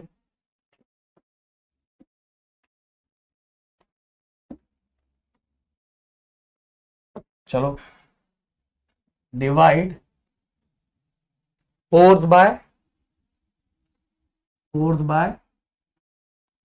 थर्ड, फोर्थ को थर्ड से डिवाइड करना है। चलो अब देखो फोर्थ अपना ये है, ये पूरा मैं लिख लेता हूं आप सभी के लिए, जी ऑफ डी इक्वल क्या है वैल्यू बताओ, G into rho into 4/3 into pi into, आप इतनी प्रैक्टिस करते जाओगे ना, आपको बहुत सारी चीजें अपने आप पता चल जाएगी कि क्या चीजें होने वाली है। अब यहाँ और यहाँ किससे डिवाइड करना है, इस जी से डिवाइड करना है, जी मैंने यहाँ लिख दिया, और यहाँ क्या लिखेंगे, G into rho into 4/3 into pi into R, clear. अब गाइस देखो क्या क्या कैंसिल हो रहा है, सिंपल सी बात सबसे पहले जी कैंसल, रो कैंसल, 4/3 कैंसल, पाई कैंसल, क्या बचा बस हमारे लिए, क्या बचा, बस हमारे लिए बचा जी ऑफ डी अपॉन जी, और क्या बचा है, आर माइनस डी ऊपर बचा, और नीचे बचा है आर। अब हम क्या करेंगे, अब वही वाला काम, इस आर को दोनों से डिवाइड कर देंगे, R upon R minus D upon R, तो क्या हो जाएगा, ये देखो क्या हो जाएगा, जी of D upon G R upon R cancel minus D upon R. आप गाइस क्या करेंगे, बस अगर मैं जी को उधर लेके चले जाऊं, तो जी को अगर मैं इधर लेके चले जाऊं, यही कर देता हूं, अगर मैं जी को उधर लेके चले जाऊं तो ये क्या हो जाएगा, जी of D equal to G, ये क्या हो जाएगा 1 minus D by R, and this is expression for acceleration due to gravity in depth. Clear. तो भाई ये पूरा हमने निकाल दिया। अगर मैं इसको पूरा छोटा कर दूं, अगर मैं इसको पूरा छोटा करने पे आपको दिख रहा होगा, शायद में भी दिख रहा होगा। चलो ठीक है, देखो गाइस, सबसे पहले हमने on the surface of acceleration find किया, जी फाइंड किया, फिर एम की वैल्यू पुट कर दी, एम की वैल्यू पुट करते ही हमें जी मिल गया, फिर से इन डेप्थ में फाइंड किया, डेप्थ में बस एक याद रखो कि यहाँ डैश लगा देने का और यहाँ जी डी लिख देने का, मतलब बेस में डी, इससे पता चलेगा डेप्थ फाइंड कर रहे हैं। फिर हमने क्या किया कि दोनों को एक दूसरे से डिवाइड किया, दोनों के दूसरे से डिवाइड किया तो हमारा फाइनल आ गया, बस जी को हम डिवाइड में था इक्वल के सेट लेके गए तो मल्टीप्लाई हो गया, क्योंकि अपना काम था acceleration due to gravity in depth find करना था, इसलिए हमने जी ऑफ डी और जी को इस साइड मल्टीप्लाई कर दिया और ये हो गया हमारा। और इसने इतने टाइप के, अगर मैं आपको दिखाना चाहूं, ये देखो इतने टाइप के क्वेश्चन, बस इसमें आपको डेप्थ बस दिखना चाहिए, डेप्थ दिखा तो यही सेम अगर आपको दिख रहा होगा, वैसे अगर आपका नोट्स की मांग हो गई तो आपको मिल जाएगा, तो डेप्थ दिख रहा होगा ना, यही डेप्थ आ गया तो यही सेम डेरिवेशन करना है, कुछ भी चेंज करने की जरूरत नहीं है। तो फाइनली मुझे लगता है दोनों डेरिवेशन आपको समझ में आ गया, और एक दो बार प्रैक्टिस करो, चीजें बहुत सिंपल है, उसके मेन मुद्दे को समझो कि इसके अंदर क्या है। तो हमने दो जी फाइंड कर लिया, एक हमने हाइट का जी फाइंड कर लिया और एक डेप्थ का जी फाइंड कर लिया। आज हम जो जी फाइंड करने वाले हैं ना, along the surface of earth का फाइंड करने वाले, कि दोनों पोल्स पे वैल्यू ऑफ जी कितना रहता है, फिर इक्वेटर पे वैल्यू ऑफ जी कितना रहता है। मतलब कहने का मतलब अगर हम अर्थ के सरफेस पे इधर उधर घूमे तो क्या वैल्यू ऑफ जी चेंज होता है, ये हम क्या करेंगे इसके अंदर प्रूफ करेंगे। तो देखो गाइस, स्टार्टिंग में एक चीज बता देना चाहता हूं, वो क्लियर कर देना चाहता हूं। ये देखो, ये हमारा अर्थ है, अर्थ पे अगर मैं बात करूं यहां से यहां अगर कोई पार्टिकल यहां खड़ा है, कोई ऑब्जेक्ट यहां खड़ा है, तो सेंटर से डिस्टेंस देखो ज्यादा है, सेंटर से डिस्टेंस अगर ज्यादा है तो सिर्फ जहां डिस्टेंस ज्यादा होता है वहां वैल्यू ऑफ जी क्या होती है, कम होती है। तो कहने का मतलब इक्वेटर पे डिस्टेंस बहुत ज्यादा है, और इक्वेटर पे डिस्टेंस बहुत ज्यादा है तो वैल्यू ऑफ जी क्या होगी, बहुत कम होगी। वही अगर मैं पोल्स की बात करूं तो पोल्स पे डिस्टेंस बहुत कम होता है, इसलिए वैल्यू ऑफ जी सबसे ज्यादा मैक्सिमम होता है। तो पोल्स पे मैक्सिमम होता है और इक्वेटर पे क्या होता है, सबसे मिनिमम होता है। ये आपको दिमाग में रख लेना चाहिए। अब गाइस देखो, यहां क्या दिया हुआ, देखो स्टार्टिंग में बता देना चाहता हूं कि अगर कोई बॉडी सर्कुलर मोशन परफॉर्म कर रहा है तो सर्कुलर मोशन के लिए उसको जरूरी जो एक्सेलरेशन होता है वो होता है रेडियल एक्सेलरेशन, और रेडियल एक्सेलरेशन का जो फॉर्मूला होता है वो होता है आर ओमेगा स्क्वायर। ओके, और इसको डिटेल में हम लोग देखने वाले हैं, मतलब 12th में जब जाएंगे रोटेशनल डायनामिक्स उसमें भी ये देखने वाले, बट अभी के लिए आप समझ लो कि रेडियल एक्सेलरेशन का जो फॉर्मूला होता है वो क्या होता है, आर ओमेगा स्क्वायर। अब गाइस यहाँ एक चीज और मुझे बताना है कि ये इसमें क्या दिया हुआ है, इसमें ये दिया हुआ है कि ये हमारा अर्थ है और एक कोई पार्टिकल इधर है। ओके, ये कोई ऑब्जेक्ट है, तो जब ये पूरा अर्थ घूम रहा है तो सिंपल सी बात है, ये पार्टिकल भी अपनी जगह पे घूम रहा होगा।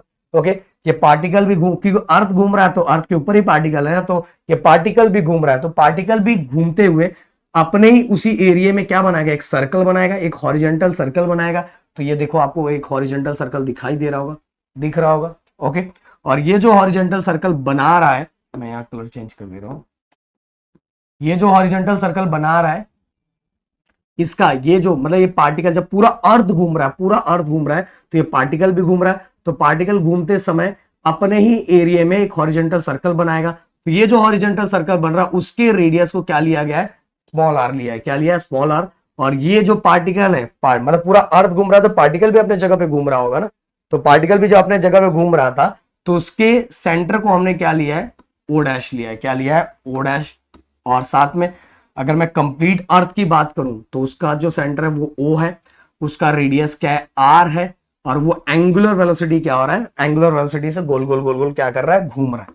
ओके, इतनी बातें एकदम ध्यान से समझ लो जो चीजें मैंने बताई।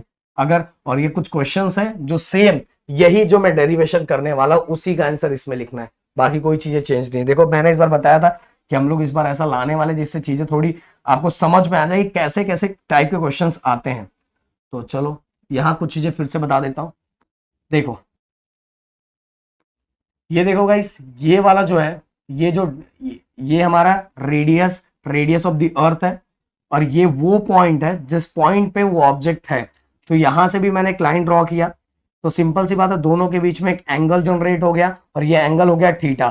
फिर इसके बाद जो जो सर्कल बन रहा था, जो ये सर्कल, ये पार्टिकल जब गोल मतलब अर्थ के साथ पार्टिकल भी घूम रहा था, तो एक उसके जगह पे सर्कल बन रहा था, तो उसके सेंटर से मैंने एक लाइन ड्रॉ किया। तो जितना एंगल इधर है उतना ही एंगल यहां भी रहेगा, क्योंकि इस एंगल का अपने को काम है, इसलिए प्रूफ करके देना पड़ेगा कि अगर यहां एंगल है तो जितना एंगल इधर है उतना ही एंगल इधर है। और इसको हम बोलते हैं, ये कैसे कैसे प्रूफ किया, ये देखो जेड बन रहा है ना, जेड बन रहा है मतलब कौन सा एंगल, अल्टरनेट एंगल। अगर ये थीटा है तो ये भी क्या हो जाएगा, थीटा हो जाएगा, क्योंकि इस थीटा का अपने को काम है ना। यहां तो थीटा बन गया, पर यहां थीटा कैसे आया, according to alternate angle property. अगर ये थीटा है तो ये भी क्या हो जाएगा, थीटा हो जाएगा। क्लियर। और एक और चीज आपको दिमाग में रखनी है, ध्यान से देख लो। पहले ही ये हमारा पार्टिकल में रेडियल एक्सेलरेशन एक्ट हो रहा है, क्योंकि मैंने बताया कि सर्कुलर मोशन परफॉर्म करेंगे, जो एक्सेलरेशन होता है, कौन सा एक्सेलरेशन होता है, रेडियल एक्सेलरेशन। तो उस रेडियल एक्सेलरेशन को हमने दो कंपोनेंट में डिवाइड कर दिया है, along Y axis, along X axis. तो ये जो एक्सेलरेशन अलोंग एक्स एक्सिस मैंने डिवाइड किया, उसकी वैल्यू है A R cos theta, okay, पहला कंपोनेंट। और यहां रहेगा दूसरा component A R sin theta. But guys, हम पार्टिकल के गोल गोल घुमाने की बात कर रहे हैं ना, तो उसके लिए बस ये रिस्पॉन्सिबल होता है, ये रिस्पॉन्सिबल नहीं होता, इसलिए हम इसकी बात नहीं करेंगे। हम किसकी बात करेंगे, कौन सा एक्सेलरेशन की बात करेंगे, जिसको हमने डिवाइड किया है कॉस थीटा, मतलब जो हॉरिजॉन्टल में बस इसी की बात करेंगे। बस इतना दिमाग में रखना, हम इसकी बात नहीं करेंगे। क्यों हम इसकी बात नहीं करेंगे, पार्टिकल ऐसे ऐसे घूम रहा है, हॉरिजॉन्टल घूम रहा है, तो हॉरिजॉन्टल के रिस्पॉन्सिबल कौन है, ए आर कॉस थीटा। कौन सा एक्सेलरेशन रिस्पॉन्सिबल है, A R cos theta. Okay, अब देखो ध्यान से, एकदम प्यार से। अब थोड़ा हम इसको ऊपर करेंगे, पहले हम एंगल प्रूफ कर दे। Measure angle E O P, E O P, E O P कितना है, थीटा है। क्लियर। अब अगर ये थीटा है तो O P O dash, major angle O P O dash is also theta. Okay, ये थीटा अपने काम का है, इसलिए हमने इसको प्रूफ किया है, कर लिया। और अभी आपको प्रदीप सर ने बताया था, क्या बताया था, चलो ये डायग्राम को हम साइड में ले ले तो अच्छा रहेगा, या तो हम थोड़ा पूरा ऊपर ही ले लेते हैं और डायग्राम को नीचे ले लेते हैं।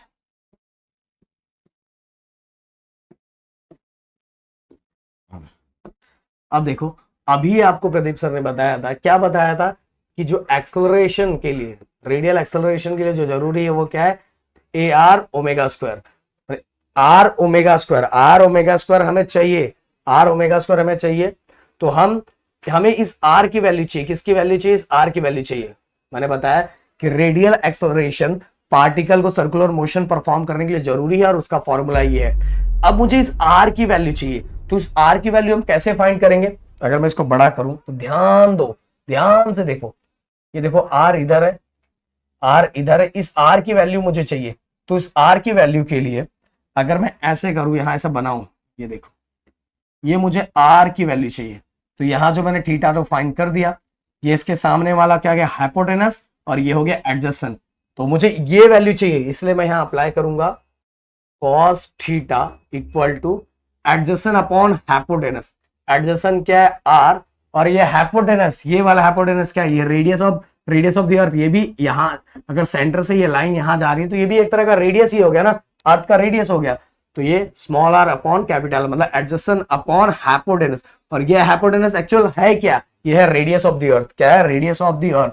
कैसे रेडियस ऑफ द अर्थ, ये देखो सेंटर से लाइन, अगर सेंटर से लाइन तो मतलब सर्कमफरेंस के पार्टिकल तक अटैच हम करते हैं, तो ये जो लाइन ड्रॉ होगा वो क्या होगा, रेडियस हो जाएगा, रेडियस ऑफ द अर्थ हो जाएगा। तो भाई आप यहां इसको सॉल्व करेंगे, हमें तो स्मॉल आर चाहिए ना, तो मैं इसको इक्वेशन नंबर दे देता हूं। ये हो गया इक्वेशन नंबर 1। अब गाइस ये कैपिटल आर यहां मल्टीप्लाई होगा, तो हमें मिल जाएगा कैपिटल आर, मतलब कैपिटल आर यहां मल्टीप्लाई होगा, तो ये हो जाएगा R cos theta. Small R की वैल्यू मिल गई। अब हम क्या करेंगे, put second in first, second को फर्स्ट में पुट कर देंगे तो रेडियल एक्सेलरेशन का एक्चुअल वैल्यू क्या हो जाएगा, ए ऑफ आर, आर का वैल्यू क्या हो गया, R cos theta, R cos theta. देखो इस आर के जगह हमने क्या रख दिया, आर कॉस थीटा और आगे ओमेगा स्क्वायर हो गया, एक्स रेडियल एक्सेलरेशन मिल गया। But guys, but we know that, हमें पता है, ओके हमें क्या पता है, एक्सेलरेशन को दो कंपोनेंट में डिवाइड किया था, कौन सा कंपोनेंट एक्स एक्सिस वाला था, ए आर कॉस थीटा।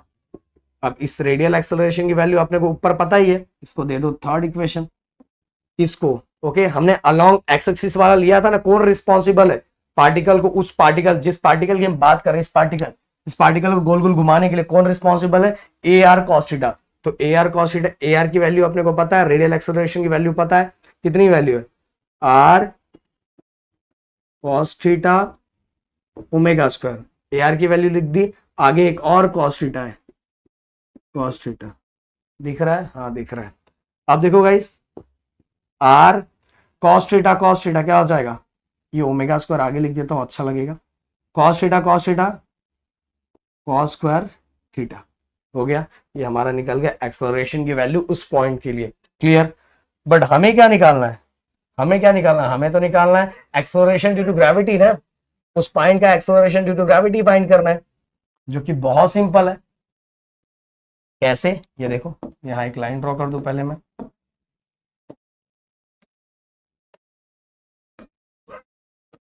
ओके देखो गाइस, हमें नया एक्सेलरेशन फाइंड करना है, ये नया एक्सेलरेशन, तो नया एक्सेलरेशन सिंपल सी बात है, पूरे बॉडी के एक्सेलरेशन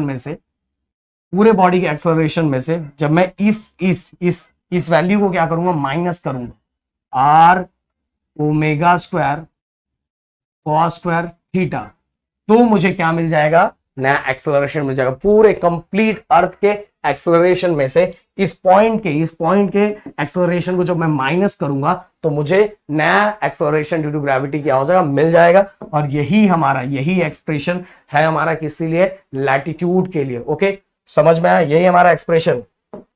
ये देखो, हम अगर इसको नीचे करना चाहे, आजा भाई, ये देखो यही एक्सप्रेशन हमारा किसके लिए, लैटिट्यूड के लिए। अब आगे चलते हैं, चलो ऊपर जाओ, ऊपर ना चला जाए पूरा।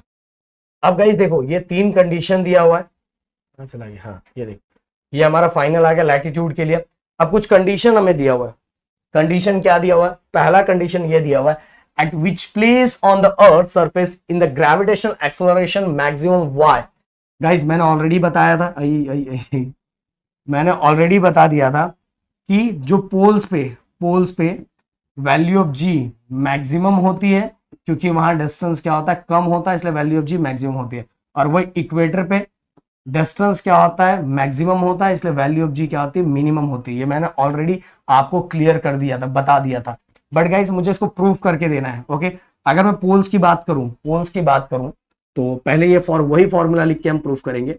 जी ऑफ डैश मतलब नया एक्सेलरेशन फाइंड करना है दोनों पोल्स का, तो पूरा acceleration minus R omega square cos square theta. अब गाइस देखो, इस जगह पे थीटा की वैल्यू कितनी होगी, 90। थीटा की वैल्यू कितनी होने वाली है, 90 डिग्री।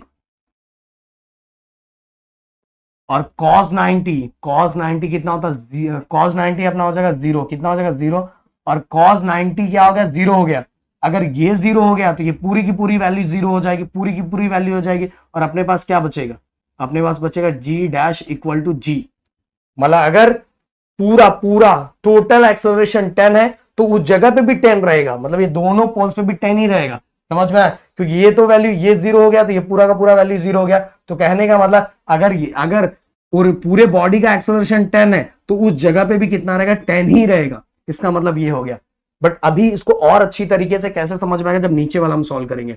यहां क्या लिखा हुआ है कि अर्थ के किस प्लेस पे एक्सेलरेशन ड्यू टू ग्रेविटी क्या होता है, मिनिमम होता है। तो कैसे फाइंड करेंगे, ये देखो जी ऑफ डैश फिर से लिखता हूं मैं, मिनिमम होता है वो आपको पता है इक्वेटर पे होता है। और इक्वेटर पे जो थीटा होगा कितना होगा, 0 डिग्री।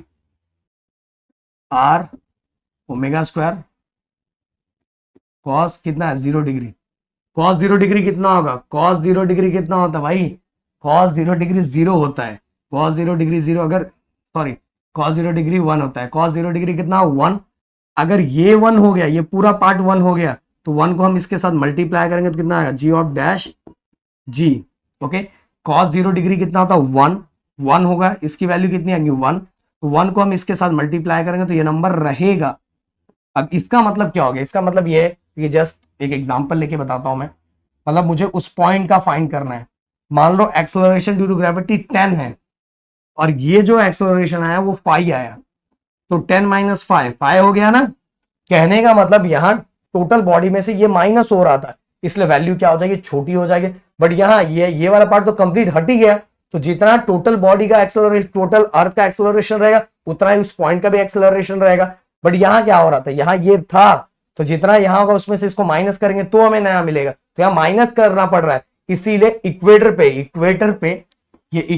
पे वैल्यू ऑफ जी क्या होती है, सबसे मिनिमम होती है, और जो हमारे पोल्स पे वैल्यू ऑफ जी क्या होता है, सबसे मैक्सिमम होता है। तो गाइस यहाँ हमने दोनों चीजें फाइंड कर ली और बहुत सिंपल सा है, बस एक दो बार प्रैक्टिस करो, जो जो चीजें मैंने बताई उसको ध्यान दो, देखो आराम से कर लोगे। सबसे पहले ये देखने वाले कि एस्केप वेलोसिटी होता क्या है, और ऑलरेडी आपने 10th स्टैंडर्ड में एस्केप वेलोसिटी के बारे में सुना होगा, मुझे पता है गाइस। अब ये सामने आपके जो ये सब लिखा हुआ दिखाई दे रहा है ना, ये सभी क्वेश्चन है कि सेम, बहुत बार बच्चे ये कंफ्यूज हो जाते हैं ना कि उनको आंसर आता है पर उनको यही नहीं पता रहता कि एग्जाम में क्वेश्चंस कैसे टाइप के आते हैं। इसलिए अब मैंने नया एक तरीका चालू किया कि आपको क्वेश्चंस दिखा दूं कि भाई ये जो लिखने वाला हूं ना सबका आंसर वैसा ही है, तो आप एक बार क्वेश्चन भी पढ़ लोगे तो ज्यादा अच्छा रहेगा।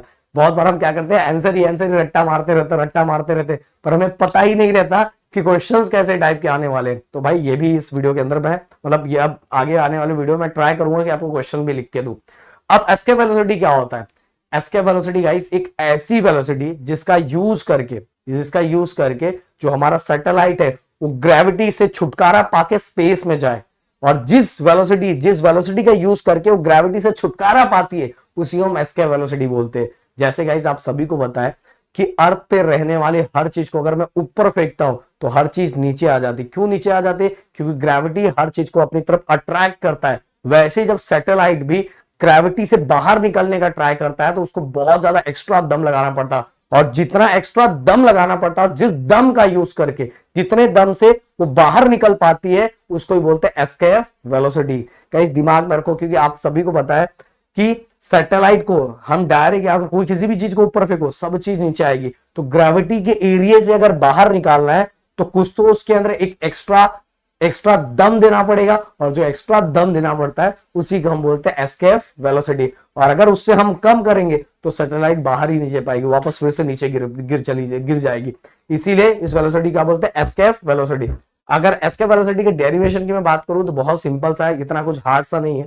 कि देखो गाइस, काइनेटिक एनर्जी जितना ऑन द सरफेस ऑफ अर्थ की मैं बात करूंगा कि जितना सैटेलाइट के अंदर जितनी काइनेटिक एनर्जी होती है और उतना ही इक्वल टू बाइंडिंग एनर्जी होता है। अब बाइंडिंग एनर्जी भाई देखो, सैटेलाइट के अंदर जो एनर्जी भरने का काम करती है ना वो होती है बाइंडिंग एनर्जी। और बाइंडिंग एनर्जी के डेरिवेशन की मैं बात करूंगा, एक on the surface of earth, एक away from the surface of earth. ये दोनों हम डेरिवेशन आगे आने वाले लेक्चर में फाइंड करने वाले। तो ये on the surface of earth है कि जितना काइनेटिक एनर्जी का आपको फॉर्मूला पता है, और बाइंडिंग एनर्जी वो एनर्जी जो सैटेलाइट को एक एनर्जी देने का काम करती है, और जिससे ही सैटेलाइट क्या करती है, आगे अपना काम परफॉर्म करती है। तो उतना ही काइनेटिक एनर्जी, उतना ही क्या होता है बाइंडिंग एनर्जी। और ये बाइंडिंग एनर्जी का डेरिवेशन आगे है जो हम फाइंड करेंगे आगे आने वाले 1-2 लेक्चर के बाद। तो काइनेटिक एनर्जी का फॉर्मूला क्या होता है, 1/2 mv²। और हम कौन से वेलोसिटी की बात करें, एस्केप, इसलिए यहां ई लगा देता हूं। अब binding energy guys, binding energy on the surface of earth Gmm/r होता है। और ये कहां से आया, अभी तो मैंने बता दिया कि बाइंडिंग एनर्जी क्या होता है, बट अगर आपको बाइंडिंग एनर्जी को समझना है कि ये फॉर्मूला सर ने कहां से लिखा, 1-2 लेक्चर के बाद, इसके आने वाले 1-2 लेक्चरों में बाइंडिंग एनर्जी आ जाएगा और ये मैंने कहां से फाइंड किया वो भी समझ में आ जाएगा। बट उसके पहले ये चीजें देख लो, हमें जो एस्केप वेलोसिटी फाइंड करना है, तो दोनों साइड से ये mm कैंसिल, यहां बचा 1/2 v² ऑफ e। देखो एस्केप वेलोसिटी को फाइंड करने का तरीका एक और है, पर सबसे सिंपल तरीका मुझे ये लगता है, इसलिए गाइस मैं आप सभी के साथ ये वाला शेयर कर रहा हूं। तो अब देखो 1/2, अब ये 2 ऊपर चला जाएगा और ये हो जाएगा 2 Gm/r। ओके, और स्क्वायर इक्वल के साइड गया तो ये हो गया स्क्वायर रूट। तो ये क्या हो गया, V of E equal to under root 2 GM upon R. Clear हो गया, और एकदम सिंपल सा, कुछ इसके अंदर हार्ड जैसा कुछ है नहीं। अब गाइस अगर वही मुझे, अगर मैं इसको रिप्लेस और थोड़ा क्या मॉडिफाई कर सकता हूं, देखो आप सभी को पता है कि G इक्वल टू क्या आता है, GM अपॉन आर स्क्वायर होता है, okay, on the surface of earth. तो अगर मैं इसको इसके साथ मल्टीप्लाई करूं तो GM equal to G into R square हो जाएगा। तो GM की वैल्यू कितनी मिल गई, G into R square. GM की वैल्यू कितनी मिली, G इंटू आर स्क्वायर। तो मैं कैसे लिख सकता हूं, V of E under root, GM की वैल्यू कितनी मिलेगी, G into R square upon R. तो गाइस दोनों में से एक एक आर कैंसल, और ये हो गया V of P equal to under root 2GR। Okay, so guys कभी कभार देखो एग्जाम में हमें जो न्यूमेरिकल्स आता है उसके अंदर हमें acceleration due to gravity and radius of the earth ये वाला दिया रहता है, और बाकी ना हमें मास ऑफ द अर्थ ना तो यूनिवर्सल ग्रेविटेशन कांस्टेंट, ऐसा कुछ भी नहीं बोला रहता है। तो अगर ऐसे रिलेटेड आया और हमें इसके वेलोसिटी फाइंड करने के लिए बोला तो हमें ये वाला फॉर्मूला यूज करना है, और बाकी इसके वेलोसिटी का तो जो एक्सप्रेशन है वो ये है, पर मैंने इसको कन्वर्ट करके भी आपको बता दिया कि ऐसे भी हो सकता है और इससे रिलेटेड भी डेरिवेशन एग्जाम में आ सकता है। और गाइस देखो universal gravitation constant, mass of the earth, radius of the earth, ये पुट करेंगे तो इसका वेलोसिटी मिल जाएगा। और वैसे आप सभी को पता है कि अर्थ में हमें कितनी वेलोसिटी देनी है जिससे वो जो अर्थ के मतलब अर्थ की ग्रेविटी को छोड़ के बाहर जा सके, वो वेलोसिटी फिक्स है, फाइंड किया हुआ है, और ये हमने 10th स्टैंडर्ड में देखा था। तो जिसको भी पता होगा प्लीज कमेंट करना, और आने वाले नेक्स्ट वीडियो में मैं उसका आंसर दे दूंगा, अगर किसी ने नहीं बोला तो चलो बढ़ते हैं आगे। सो गाइज अब चलते हैं नेक्स्ट टॉपिक की तरफ, जो है हमारा प्रोजेक्शन ऑफ सैटेलाइट। देखो गाइज हम जब छोटे थे तो हमारे मन में, मतलब मेरे मन में क्वेश्चन आता ही था कि यार ये कैसे डिसाइड किया जाता है कि ये सैटेलाइट बाहर जाके ऐसे घूमेगा स्पेस में, या ऐसे घूमेगा वैसे घूमेगा, कैसे डिसाइड होता है। तो ये दिमाग में क्वेश्चन चलता रहता था। जैसे आप सभी को पता है कि अपना भी चंद्रयान, अभी जब मैं वीडियो बना रहा हूँ तो चौथे ऑर्बिट में ट्रैवल कर रहा है, वो पाथ में ट्रैवल कर रहा है, धीरे धीरे चंद्रमा के नजदीक जा रहा है। तो हमारे मन में क्वेश्चन चलता रहता था। तो आगे जाके हमें पता चला कि कुछ कंडीशंस को फॉलो करना पड़ता है पाथ को ट्रैवल करवाने के लिए। तो देखो वो कंडीशन की हम बात इस वीडियो के अंदर करने वाले हैं कि हमें अगर अर्थ के चारों तरफ parabolic path, hyperbolic path, then इसके बाद parabolic path, hyperbolic path, circular path ये ट्रैवल करवाना है, तो कुछ कंडीशंस होता है, उस कंडीशन को अगर हम मैच करवाएंगे तो सैटेलाइट उस तरह से ट्रैवल करेगा। तो ये जो डायग्राम है और ये जो कंडीशंस है ये अभी आप सभी के दिमाग में फिट हो जाना चाहिए, बाहर कर लेना है, इसको दिमाग में पूरी तरह से फिट कर लेना है। तो क्या क्या है चलो एक एक करके हम देखते हैं। सबसे पहले अगर हम बात करें, देखो जो V ऑफ H दिखाई दे रहा है ये प्रोजेक्शन ऑफ सैटेलाइट है, V ऑफ C ये हमारा क्रिटिकल वेलोसिटी है, V ऑफ E ये हमारा एस्केप वेलोसिटी है।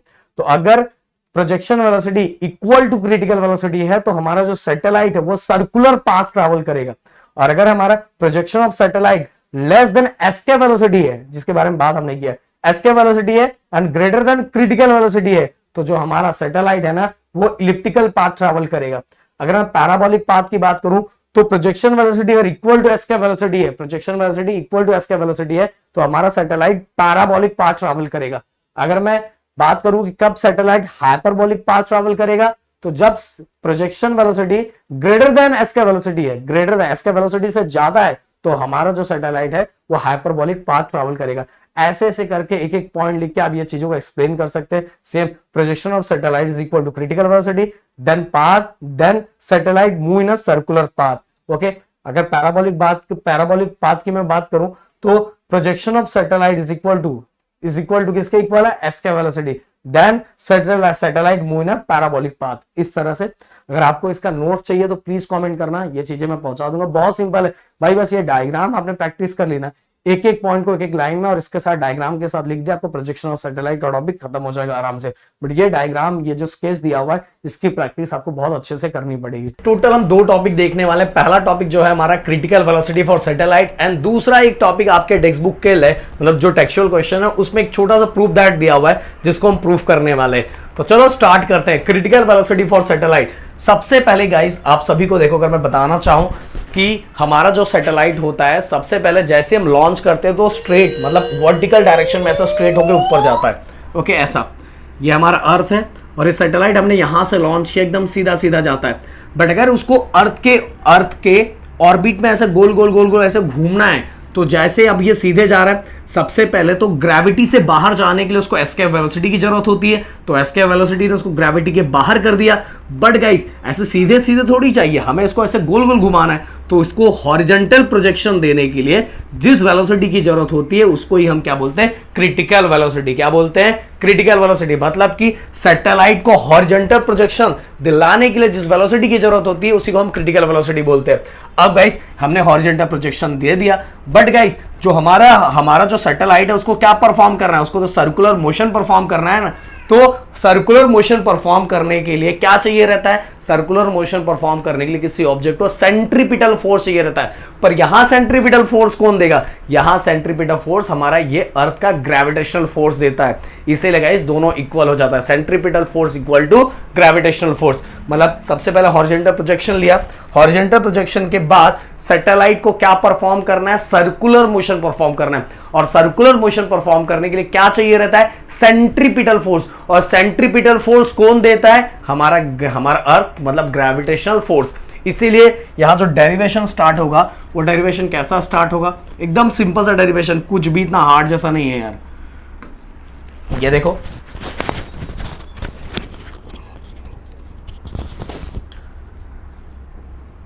mv² अपॉन r, और हम क्रिटिकल वेलोसिटी की बात करें, यहां c लिख देता हूं, इज इक्वल टू, क्योंकि ये कौन प्रोवाइड करता है, ये प्रोवाइड करता है ग्रेविटेशनल फोर्स। और ग्रेविटेशनल फोर्स का फॉर्मूला क्या होता है, Gmm अपॉन r²। G मतलब आप सभी को पता है universal gravitational constant, m means mass of the earth, small m मतलब मास ऑफ द ऑब्जेक्ट, और r मतलब आप सभी को पता है, हमने इसके बारे में डिस्कस किया हुआ है, ये v के बारे में, ये तो आप v of c, okay, v of c, ये क्या है हमारा क्रिटिकल वेलोसिटी।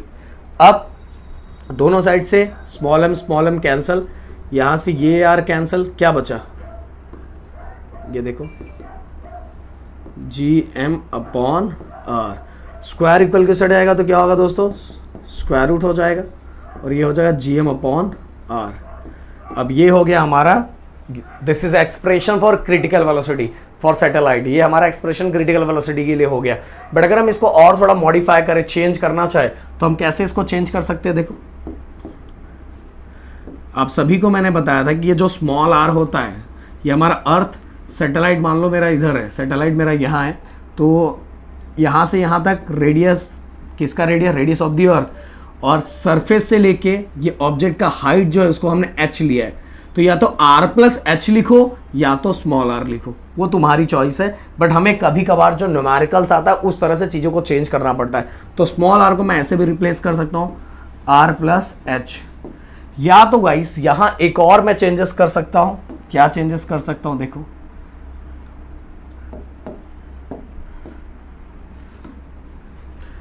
ये वाला हमने एक्सप्रेशन फाइंड किया था, acceleration due to gravity at a certain height, जिसका हमने फॉर्मूला फाइनल फाइंड किया था Gm upon r plus h का होल स्क्वायर, ये फाइंड किया था। ओके, अब गाइस ये मुझे Gm के जगह पर रिप्लेस करना है, ये दे देता हूँ मैं इसको एक्सप्रेशन नंबर 1, ये ऊपर चला जाएगा, ये डिवाइड में इक्वल की साइड है तो मल्टीप्लाई, तो Gm इक्वल टू क्या आ जाएगा, Gm इक्वल, ये दोनों मल्टीप्लाई हो जाएंगे, r प्लस h का whole square, okay, into g of h। Okay, देखो ध्यान से, Gm की वैल्यू, हमें इस Gm की वैल्यू चाहिए, तो हम इसको एक और तरीके से चेंज कर सकते हैं जो मैं आपको बता रहा हूं।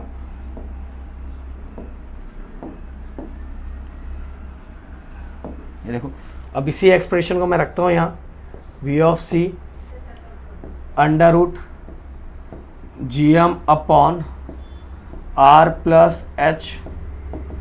अब इस Gm के जगह पे क्या रख सकता हूं मैं, ये r प्लस h का whole square into g of h upon r plus h, r plus h। अब ये r प्लस h का होल स्क्वायर है ना, तो एक कैंसिल हो गया, तो यहाँ क्या बचा फाइनली, जो नया आया वो क्या आया, r plus h into G of h। Clear, ये हो गया।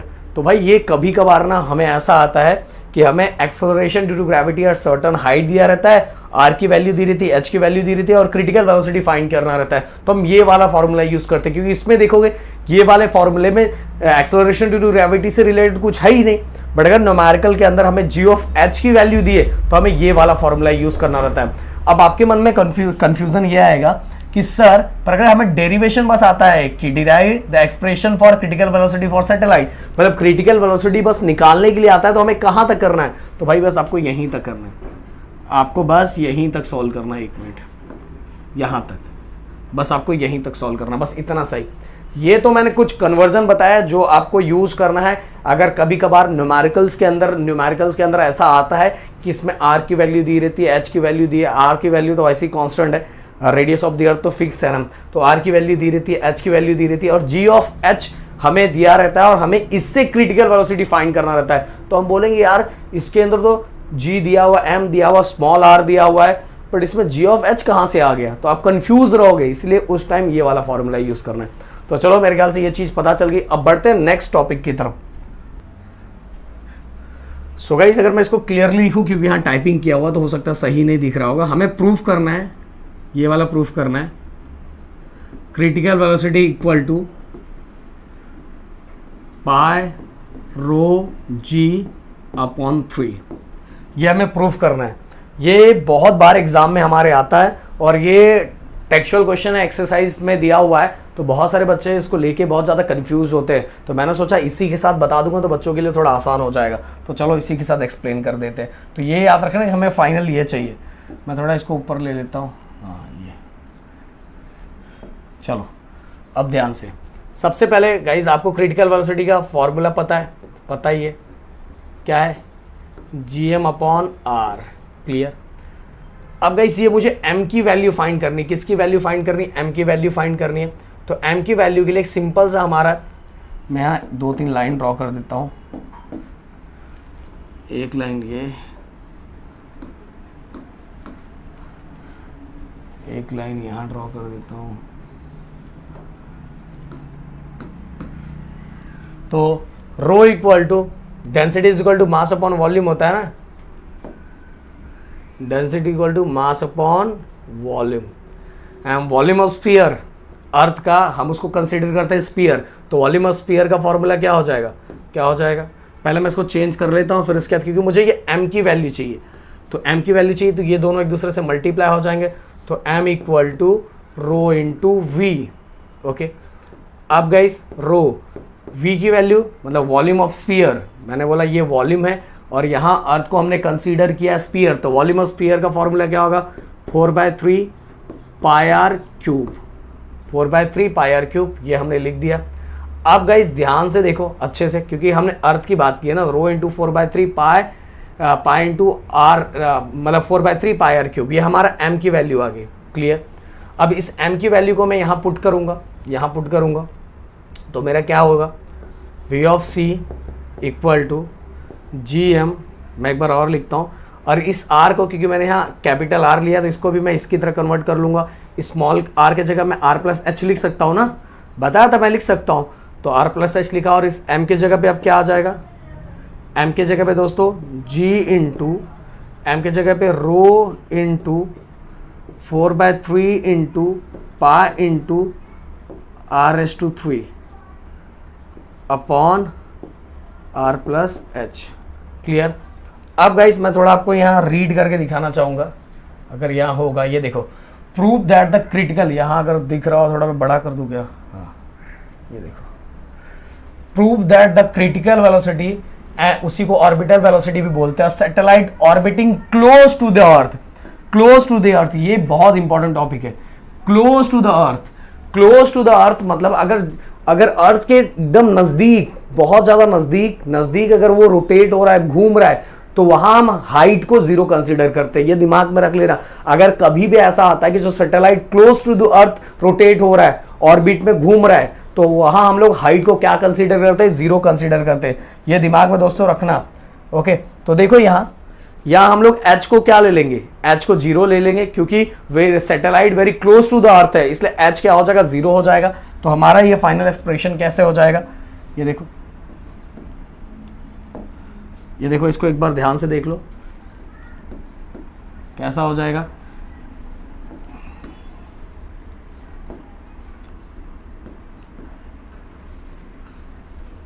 g into rho into 4/3 into pi into r⁵, और h 0 हो गया तो बस बचेगा नीचे r। नीचे क्या बचेगा, r। देखो बहुत सिंपल है। इस m की वैल्यू हमने फाइंड की डेंसिटी वाले फॉर्मूले से, मास अपॉन वॉल्यूम, वॉल्यूम को रो के साथ मल्टीप्लाई किया, रो इंटू 4/3 पाई r⁵। फिर इसके बाद इसी वैल्यू को हमने यहां पुट कर दिया। फिर हमने r को भी चेंज किया क्योंकि हमें ऊपर कैपिटल R था, क्योंकि हमने रेडियस ऑफ द अर्थ लिया है ना, इसलिए कैपिटल R यहां लेना पड़ा। तो मुझे इस स्मॉल r को भी चेंज करना पड़ेगा r प्लस h की तरह। आपको समझ में आना चाहिए सर ने यहाँ कैपिटल R क्यों लिया है, क्योंकि वॉल्यूम ऑफ स्फीयर मतलब अर्थ की बात कर रहा हूं, इसलिए मैंने यहाँ कैपिटल R लिया है। अब कैपिटल R यहां लिया है तो इस फॉर्मूले को भी मैंने कैपिटल R की तरह चेंज करना पड़ेगा, r plus h। But guys जो अर्थ है, वो जो सैटेलाइट है very close to the earth है, इसलिए h के जगह पे क्या हो जाएगा, 0 हो जाएगा। तो gm अपॉन r बचेगा, gm अपॉन r। m की वैल्यू हमने पुट की, रो इंटू 4/3 पाई इंटू r⁵। फिर इसके बाद देखो कुछ तो कैंसिल हो रहा है, ये कैंसिल हो गया और यहां क्या बचा, बस इतना सा ही डेरिवेशन था, g into rho into 4/3 into pi into r²। ये अब देखो ध्यान से देखो, ये पाई रो g अपॉन 3 आ गया है, आ चुका है मेरे दोस्त, आ चुका है। 4 का स्क्वायर रूट कितना आएगा बाहर, 4 का स्क्वायर रूट 2, r² का स्क्वायर रूट ओनली r, और अंदर क्या बचा, अंदर बचा g रो और ये पाई, और अपॉन में क्या बचा 3, और ये हो गया हमारा, हमने प्रूफ कर दिया। यही हमें प्रूफ करना था critical velocity, 2r under root g into rho into pi upon 3। खत्म, इतना सिंपल सा था। और कभी कभार ये डेरिवेशन 3 मार्क्स के लिए आता है, और इतना डेंजर डेरिवेशन, बस क्रिटिकल वेलोसिटी याद रखो, m की वैल्यू को कैसे चेंज करते हो वो याद रखो, आपकी चीजें आराम से हो जाएगी। सो गाइस इस वीडियो के अंदर टोटल हम 2 टॉपिक देखने वाले हैं। पहला है हमारा time period of satellite and दूसरा है weightlessness. Time period of satellite क्या होता है, चलो सबसे पहले ये समझते हैं। देखो टाइम पीरियड ऑफ सैटेलाइट मतलब सैटेलाइट को अर्थ का कंप्लीट एक रोटेशन लगाने के लिए जितना टाइम लगता है उसी को हम बोलते हैं टाइम पीरियड ऑफ सैटेलाइट। अब कुछ चीजें जिसको हमें ध्यान दे, ये जो रेड कलर का दिखा रहा है ना, ये हमारा अर्थ है, तो m मतलब mass of the earth, r मतलब r यहां तक, बस यहां तक। ओके, अगर मैं इसको कलर चेंज करके आपको बताऊं यहां तक, तो ये जो r यहां तक है ये रेडियस ऑफ द अर्थ है, ये जो m है ये मास ऑफ ए सैटेलाइट है, और ये h जो दिखाई दे रहा है ये h को हम बोलेंगे h height of the object from the earth surface. मतलब सैटेलाइट जहां है वहां तक कितना टोटल हाइट पे है उसको हमने h लिया है। और ये v ऑफ c जो दिखाई दे रहा है, आप सभी को इसके पहले वाले वीडियो मैंने बताया, v ऑफ c मतलब क्रिटिकल वेलोसिटी। पहले सैटेलाइट सीधी जाती है, फिर उसको सर्कुलर मोशन परफॉर्म करने के लिए हॉरिजॉन्टल प्रोजेक्शन लेना पड़ता है। तो सीधे जाने के बाद ये हॉरिजॉन्टल प्रोजेक्शन लेने के लिए जिस वेलोसिटी की जरूरत पड़ती है उसको ही हम बोलते हैं क्रिटिकल वेलोसिटी। बट हमारा काम इस वीडियो के अंदर तो टाइम पीरियड है, तो चलो टाइम पीरियड निकालते हैं। सबसे पहले टाइम पीरियड का डेरिवेशन फाइंड करते हैं। ये देखो मैं यहां 2, इसको थोड़ा हम छोटा कर देंगे, अच्छा ये भी हो जाएगा छोटा, तो हम यहाँ 2 अंडरलाइन कर देते हैं, एक और यहाँ कर देते हैं। तो गाइस इसमें बहुत सारे कन्वर्जन भी हैं जिसको हमें समझना है।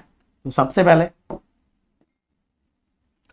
देखो, इसके पहले वाले वीडियो मैंने आपको क्रिटिकल वेलोसिटी का जो डेरिवेशन है, फाइनल रिजल्ट वो मैंने बताया था, जो था gm अपॉन r।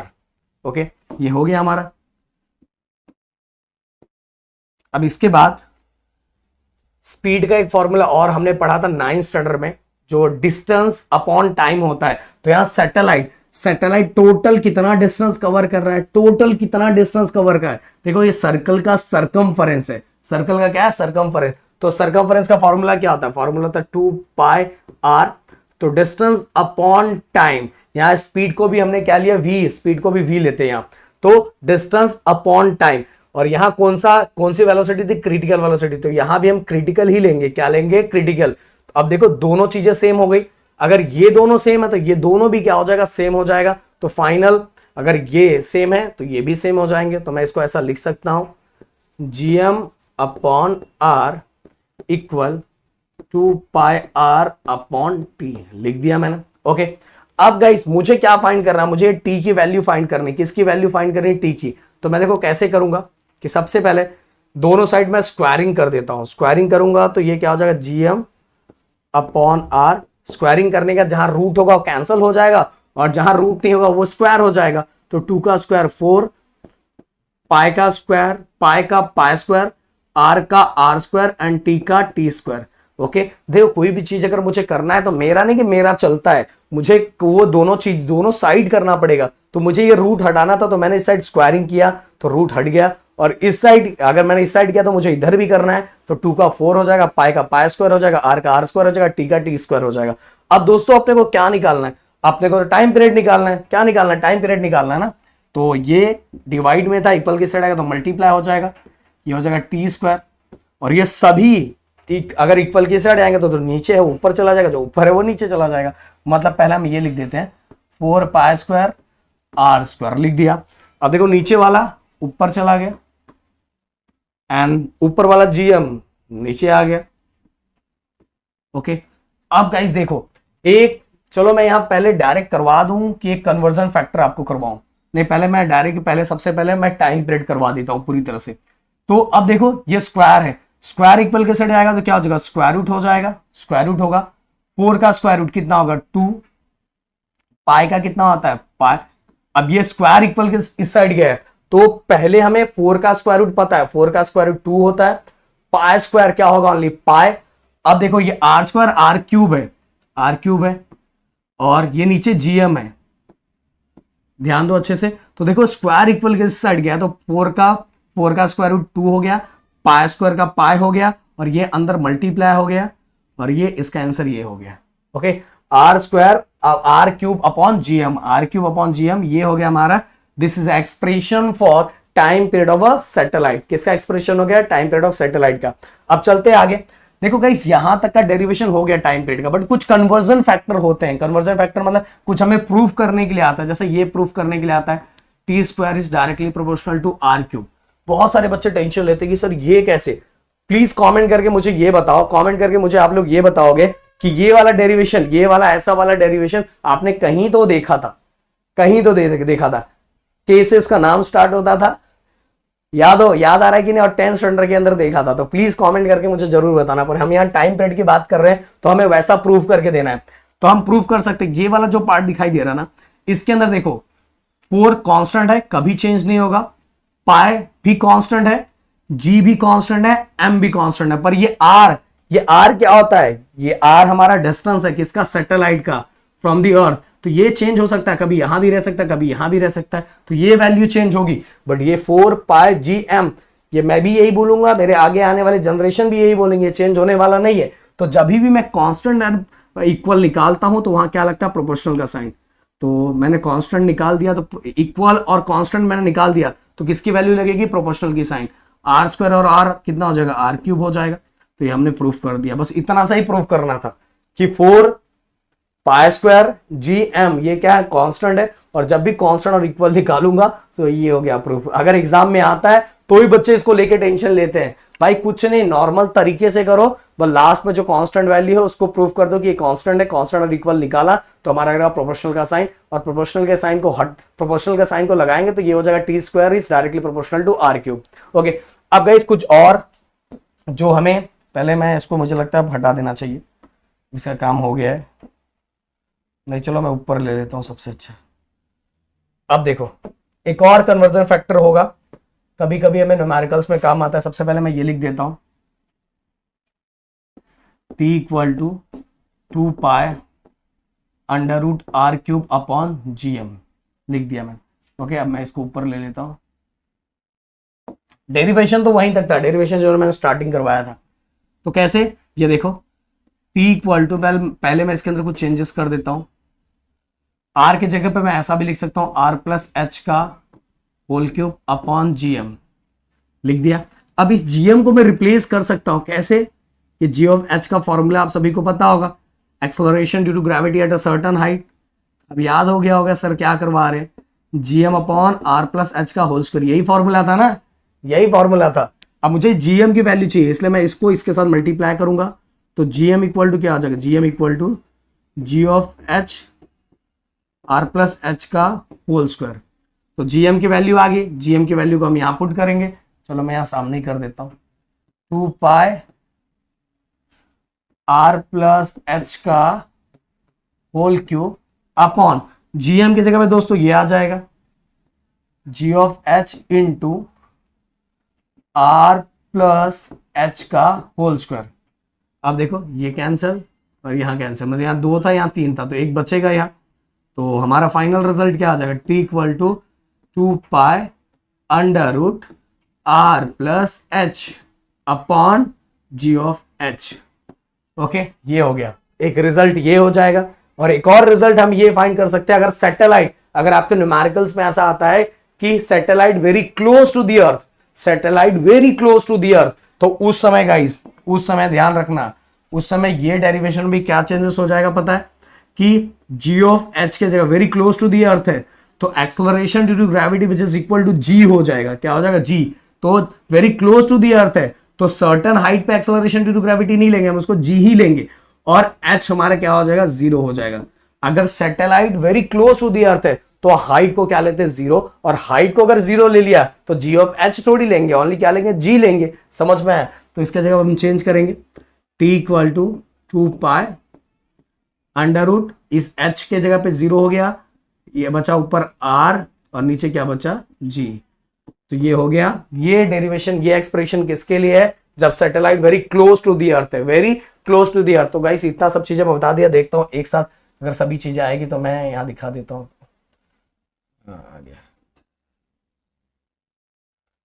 दिखेगा कि नहीं, दिखेगा शायद, दिख रहा है, हाँ दिख रहा है, ये देखो। तो भाई पहला ये वाला पार्ट और डेरिवेशन वाला पार्ट यहां तक है, सैटेलाइट का, सैटेलाइट का डेरिवेशन वाला पार्ट यहां तक है।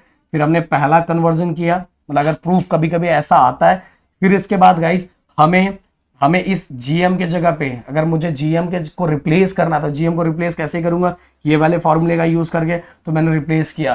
फिर अगर very close to the earth है तो वेरी क्लोज टू दी अर्थ पे एच और जी ऑफ एच चेंज हो जाएगा, एच की जगह पे 0 हो जाएगा और जी ऑफ एच की जगह पे जी हो जाएगा। तो ये पूरा आप स्क्रीनशॉट ले सकते हो। अब चलते हैं नेक्स्ट टॉपिक की तरफ, अगर दिख रहा होगा थोड़ा अच्छे से, नहीं तो जैसे जैसे मैं लिखवा रहा था वैसे वैसे तो आपने याद किया ही होगा।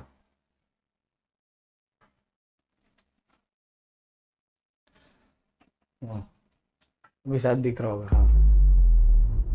तो गाइस बढ़ते हैं वेटलेसनेस नेक्स्ट टॉपिक की तरफ। बहुत इंटरेस्टिंग टॉपिक है। इसके अंदर क्या पूछा हुआ है, पूछा ये है कि सैटेलाइट के अंदर रहने वाला जो एस्ट्रोनॉट है उसको अपना वेट फील क्यों नहीं होता, बट उसी बंदे को अगर मैं अर्थ पे लेके आ जाता हूं तो उसको अपना वेट फील होता है। बट अगर वो सैटेलाइट के अंदर जब सर्कल, मतलब अर्थ के ऑर्बिट में चारों तरफ गोल गोल गोल गोल घूमता रहता है तो उसको अपना वेट क्यों नहीं फील होता है। तो चलो इसी चीजों को समझते हैं।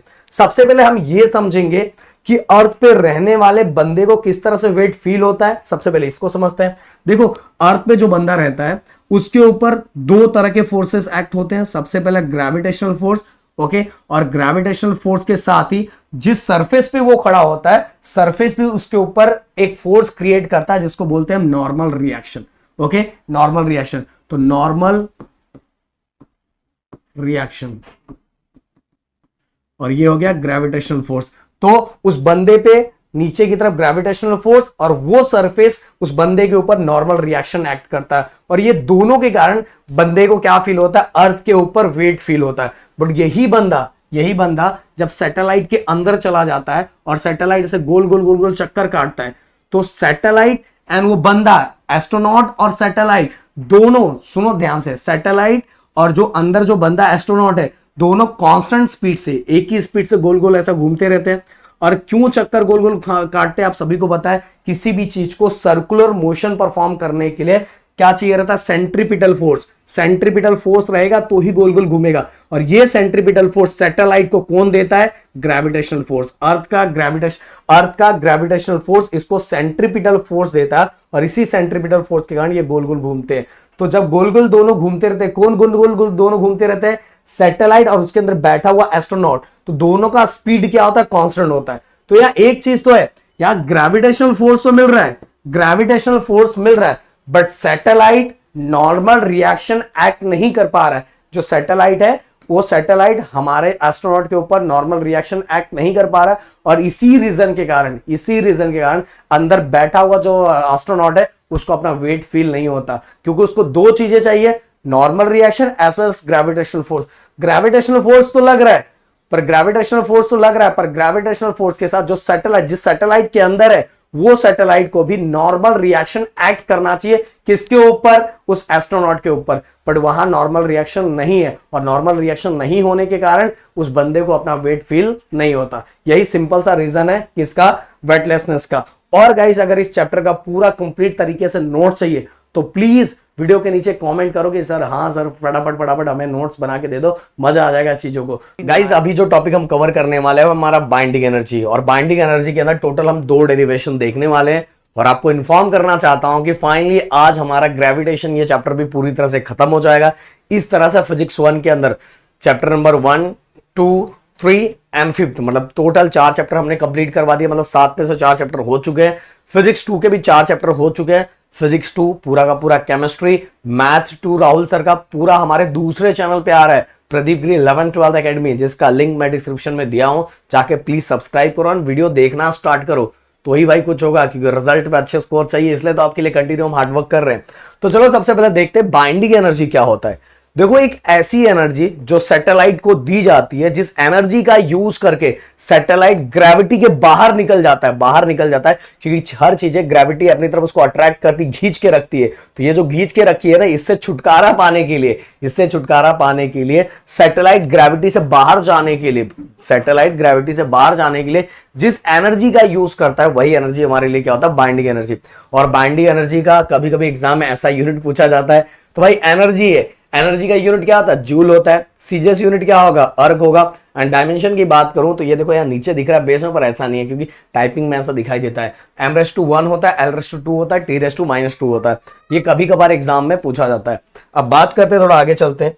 जो पहला हमारा डेरिवेशन एग्जाम में ये पूछा जाता है कि जो हमारा सैटेलाइट है, वो सैटेलाइट अभी अर्थ के सरफेस पे है।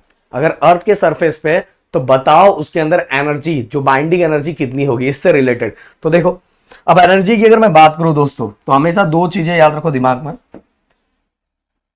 पहला ये है rest on the earth surface, okay, उससे रिलेटेड, मतलब अभी जो सैटेलाइट अर्थ के सरफेस पर रेस्ट कर रहा है, तो उसके अंदर कितनी बाइंडिंग एनर्जी होगी। तो मैं इसको 2 ये कर लूं पहले, हाँ, और इसको ऊपर पहुंचा दूं, या भाई ऊपर,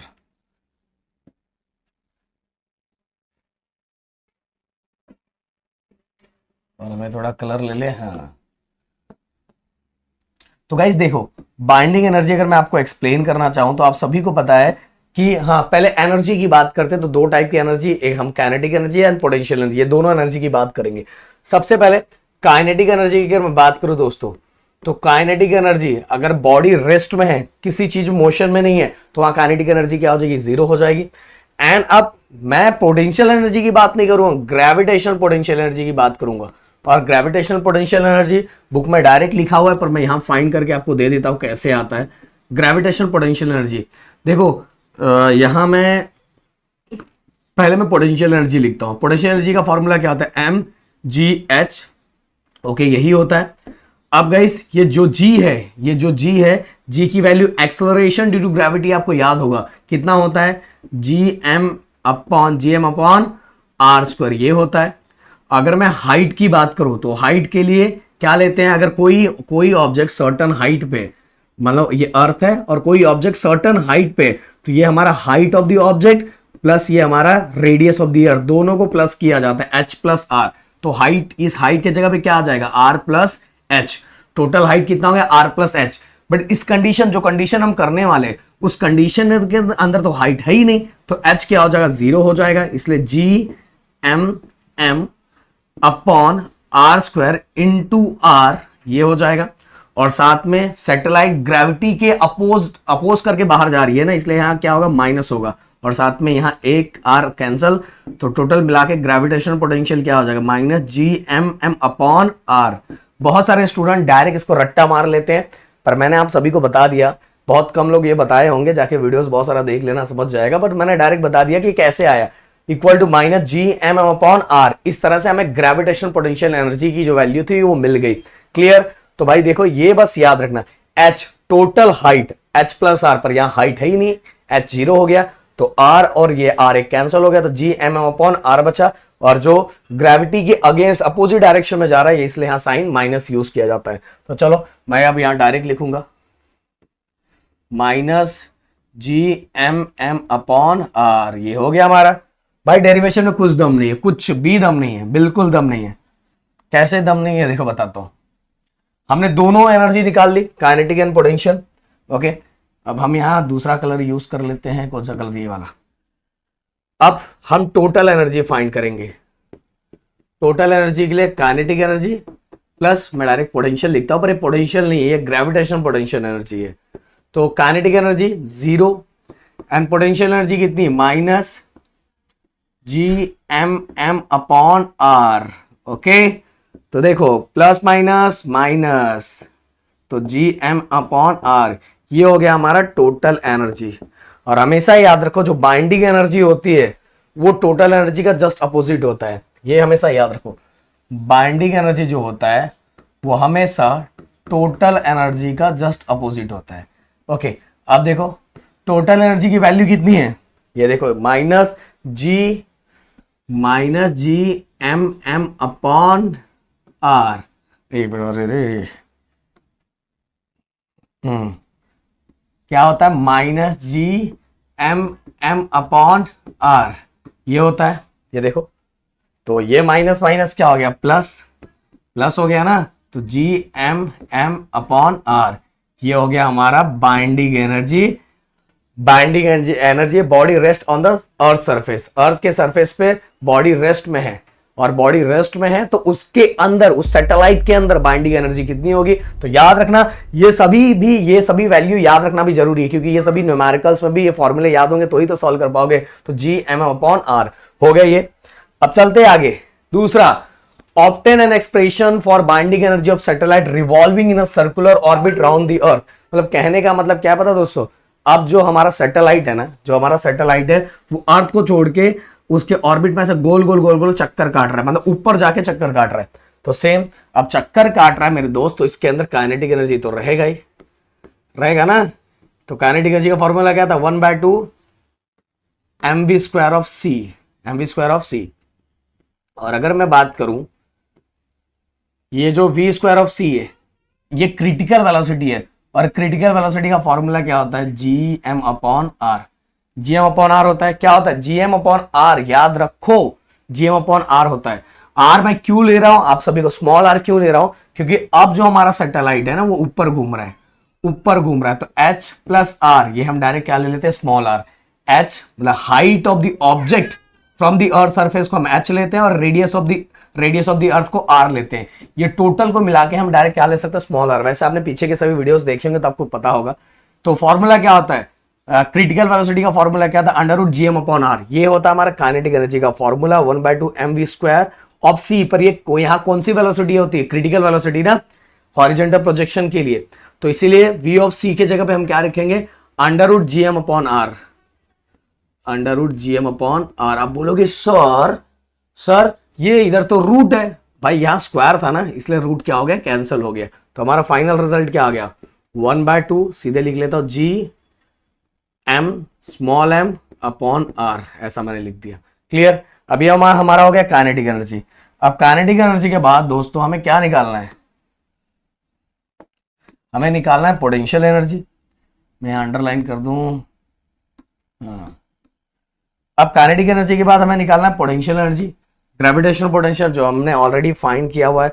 ग्रेविटेशनल पोटेंशियल एनर्जी कितना होगा, minus G M M upon R. Small R लिया मैंने इस बार, कैपिटल आर नहीं लिया है, स्मॉल आर लिया है। और स्मॉल आर का मतलब ये होता है capital R plus H, capital, क्योंकि अब जो सैटेलाइट है वो अर्थ के ऑर्बिट में ऐसा गोल गोल गोल गोल चक्कर काट रहा है। तो भाई gravitational potential and kinetic energy दोनों मिल गया। अब हम फाइंड करेंगे टोटल एनर्जी। टोटल एनर्जी किसके साथ बनेगा, काइनेटिक प्लस पोटेंशियल, मतलब ग्रेविटेशनल पोटेंशियल। तो काइनेटिक एनर्जी कितना है, 1/2 G M M upon R. और ध्यान दो अच्छे से, देन इसके बाद प्लस माइनस माइनस, नहीं डायरेक्ट मैं प्लस लिखता हूं, पोटेंशियल एनर्जी कितना है, GMM अपॉन R। क्लियर। अब ये माइनस भी है, सॉरी इधर माइनस, इधर ये देखो माइनस है ना, देखो माइनस। अब यहां 1/2 GM upon R plus minus minus. अब ध्यान से देखना है, एकदम अच्छे से, एकदम अच्छे से ध्यान से देखो। 1/2 को, ये पूरा 1/2 है और ये 1 है, ओके 1 है, तो 1 में से हाफ को माइनस करो। 1 में से ये मान लो पूरा 1 है, 1 में से हाफ माइनस करो तो देखो ये भी GM। अब ये मैं थोड़ा अच्छे से लिख देता हूं, ये कैपिटल M है, ये स्मॉल m है, और ये भी कैपिटल M स्मॉल m, मतलब ये पूरा दोनों सेम है। तो इस 1 में से ये टोटल 1 है, 1 में से हाफ माइनस करोगे तो कितना बचेगा, हाफ ही बचेगा। GMM अपॉन R, हाफ ही बचेगा। बट क्वेश्चन ये है कि ये जो 1 है, ये समझ लो पूरा 1 है, 1 हाफ के कंपैरिजन बिगर नंबर होता है, तो इसको साइन कौन सा, माइनस का साइन है, इसलिए हमने यहाँ क्या लगा दिया, माइनस। बहुत सारे बच्चे इसको लेके कंफ्यूज होते हैं, तो जो मैंने यहाँ चीजें क्लियर कर दी। देखो हमने प्लस माइनस माइनस कर दिया, फिर ये पूरे 1 में से हाफ माइनस करूंगा तो हाफ, 1 में से हाफ निकाला तो हाफ बचा, ओके 1 में से हाफ निकाला तो हाफ बचा। और बिगर नंबर को कौन सा साइन है, 1 और हाफ कौन बड़ा होता है, 1 बड़ा होता है, तो बिगर नंबर को साइन माइनस का, इसलिए हमने यहाँ क्या लगा दिया, माइनस। अब गाइस हमें तो फाइंड करना बाइंडिंग एनर्जी, क्या फाइंड करना, बाइंडिंग एनर्जी। तो binding energy which is equal to opposite of total energy.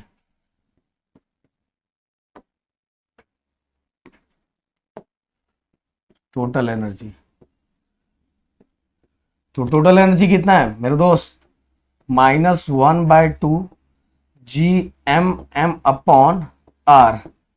अब माइनस माइनस क्या हो जाएगा, प्लस हो जाएगा, ये हो जाएगा 1/2 GMM अपॉन R।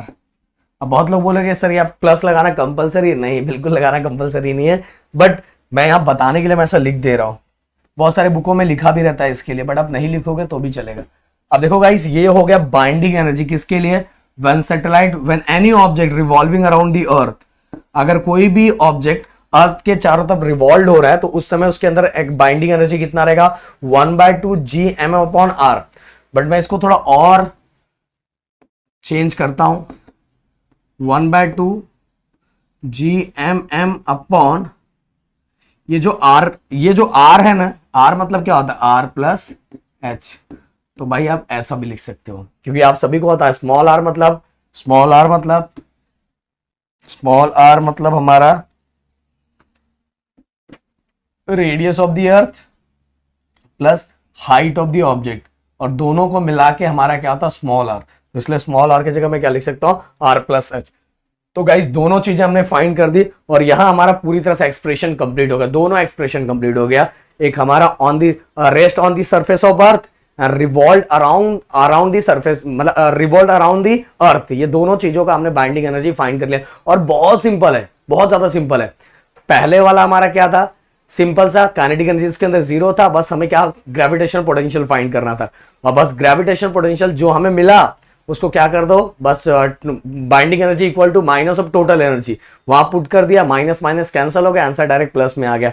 फिर इसके बाद अगर मैं जब सैटेलाइट अर्थ के चारों तरफ रिवॉल्व हो रहा है उसकी बाइंडिंग एनर्जी फाइंड करनी है, तो उसमें काइनेटिक एनर्जी भी रहेगा और साथ में पोटेंशियल एनर्जी भी रहेगा, तो दोनों को ऐड करो, टोटल एनर्जी मिलेगी। और बाइंडिंग एनर्जी को ये इक्वेशन के साथ कंपैरिजन करो, binding energy equal to minus of total energy, तो टोटल एनर्जी की हमने वैल्यू पुट की, माइनस माइनस क्या हो गया, प्लस, और इस तरह से हमारा ये डेरिवेशन आ गया।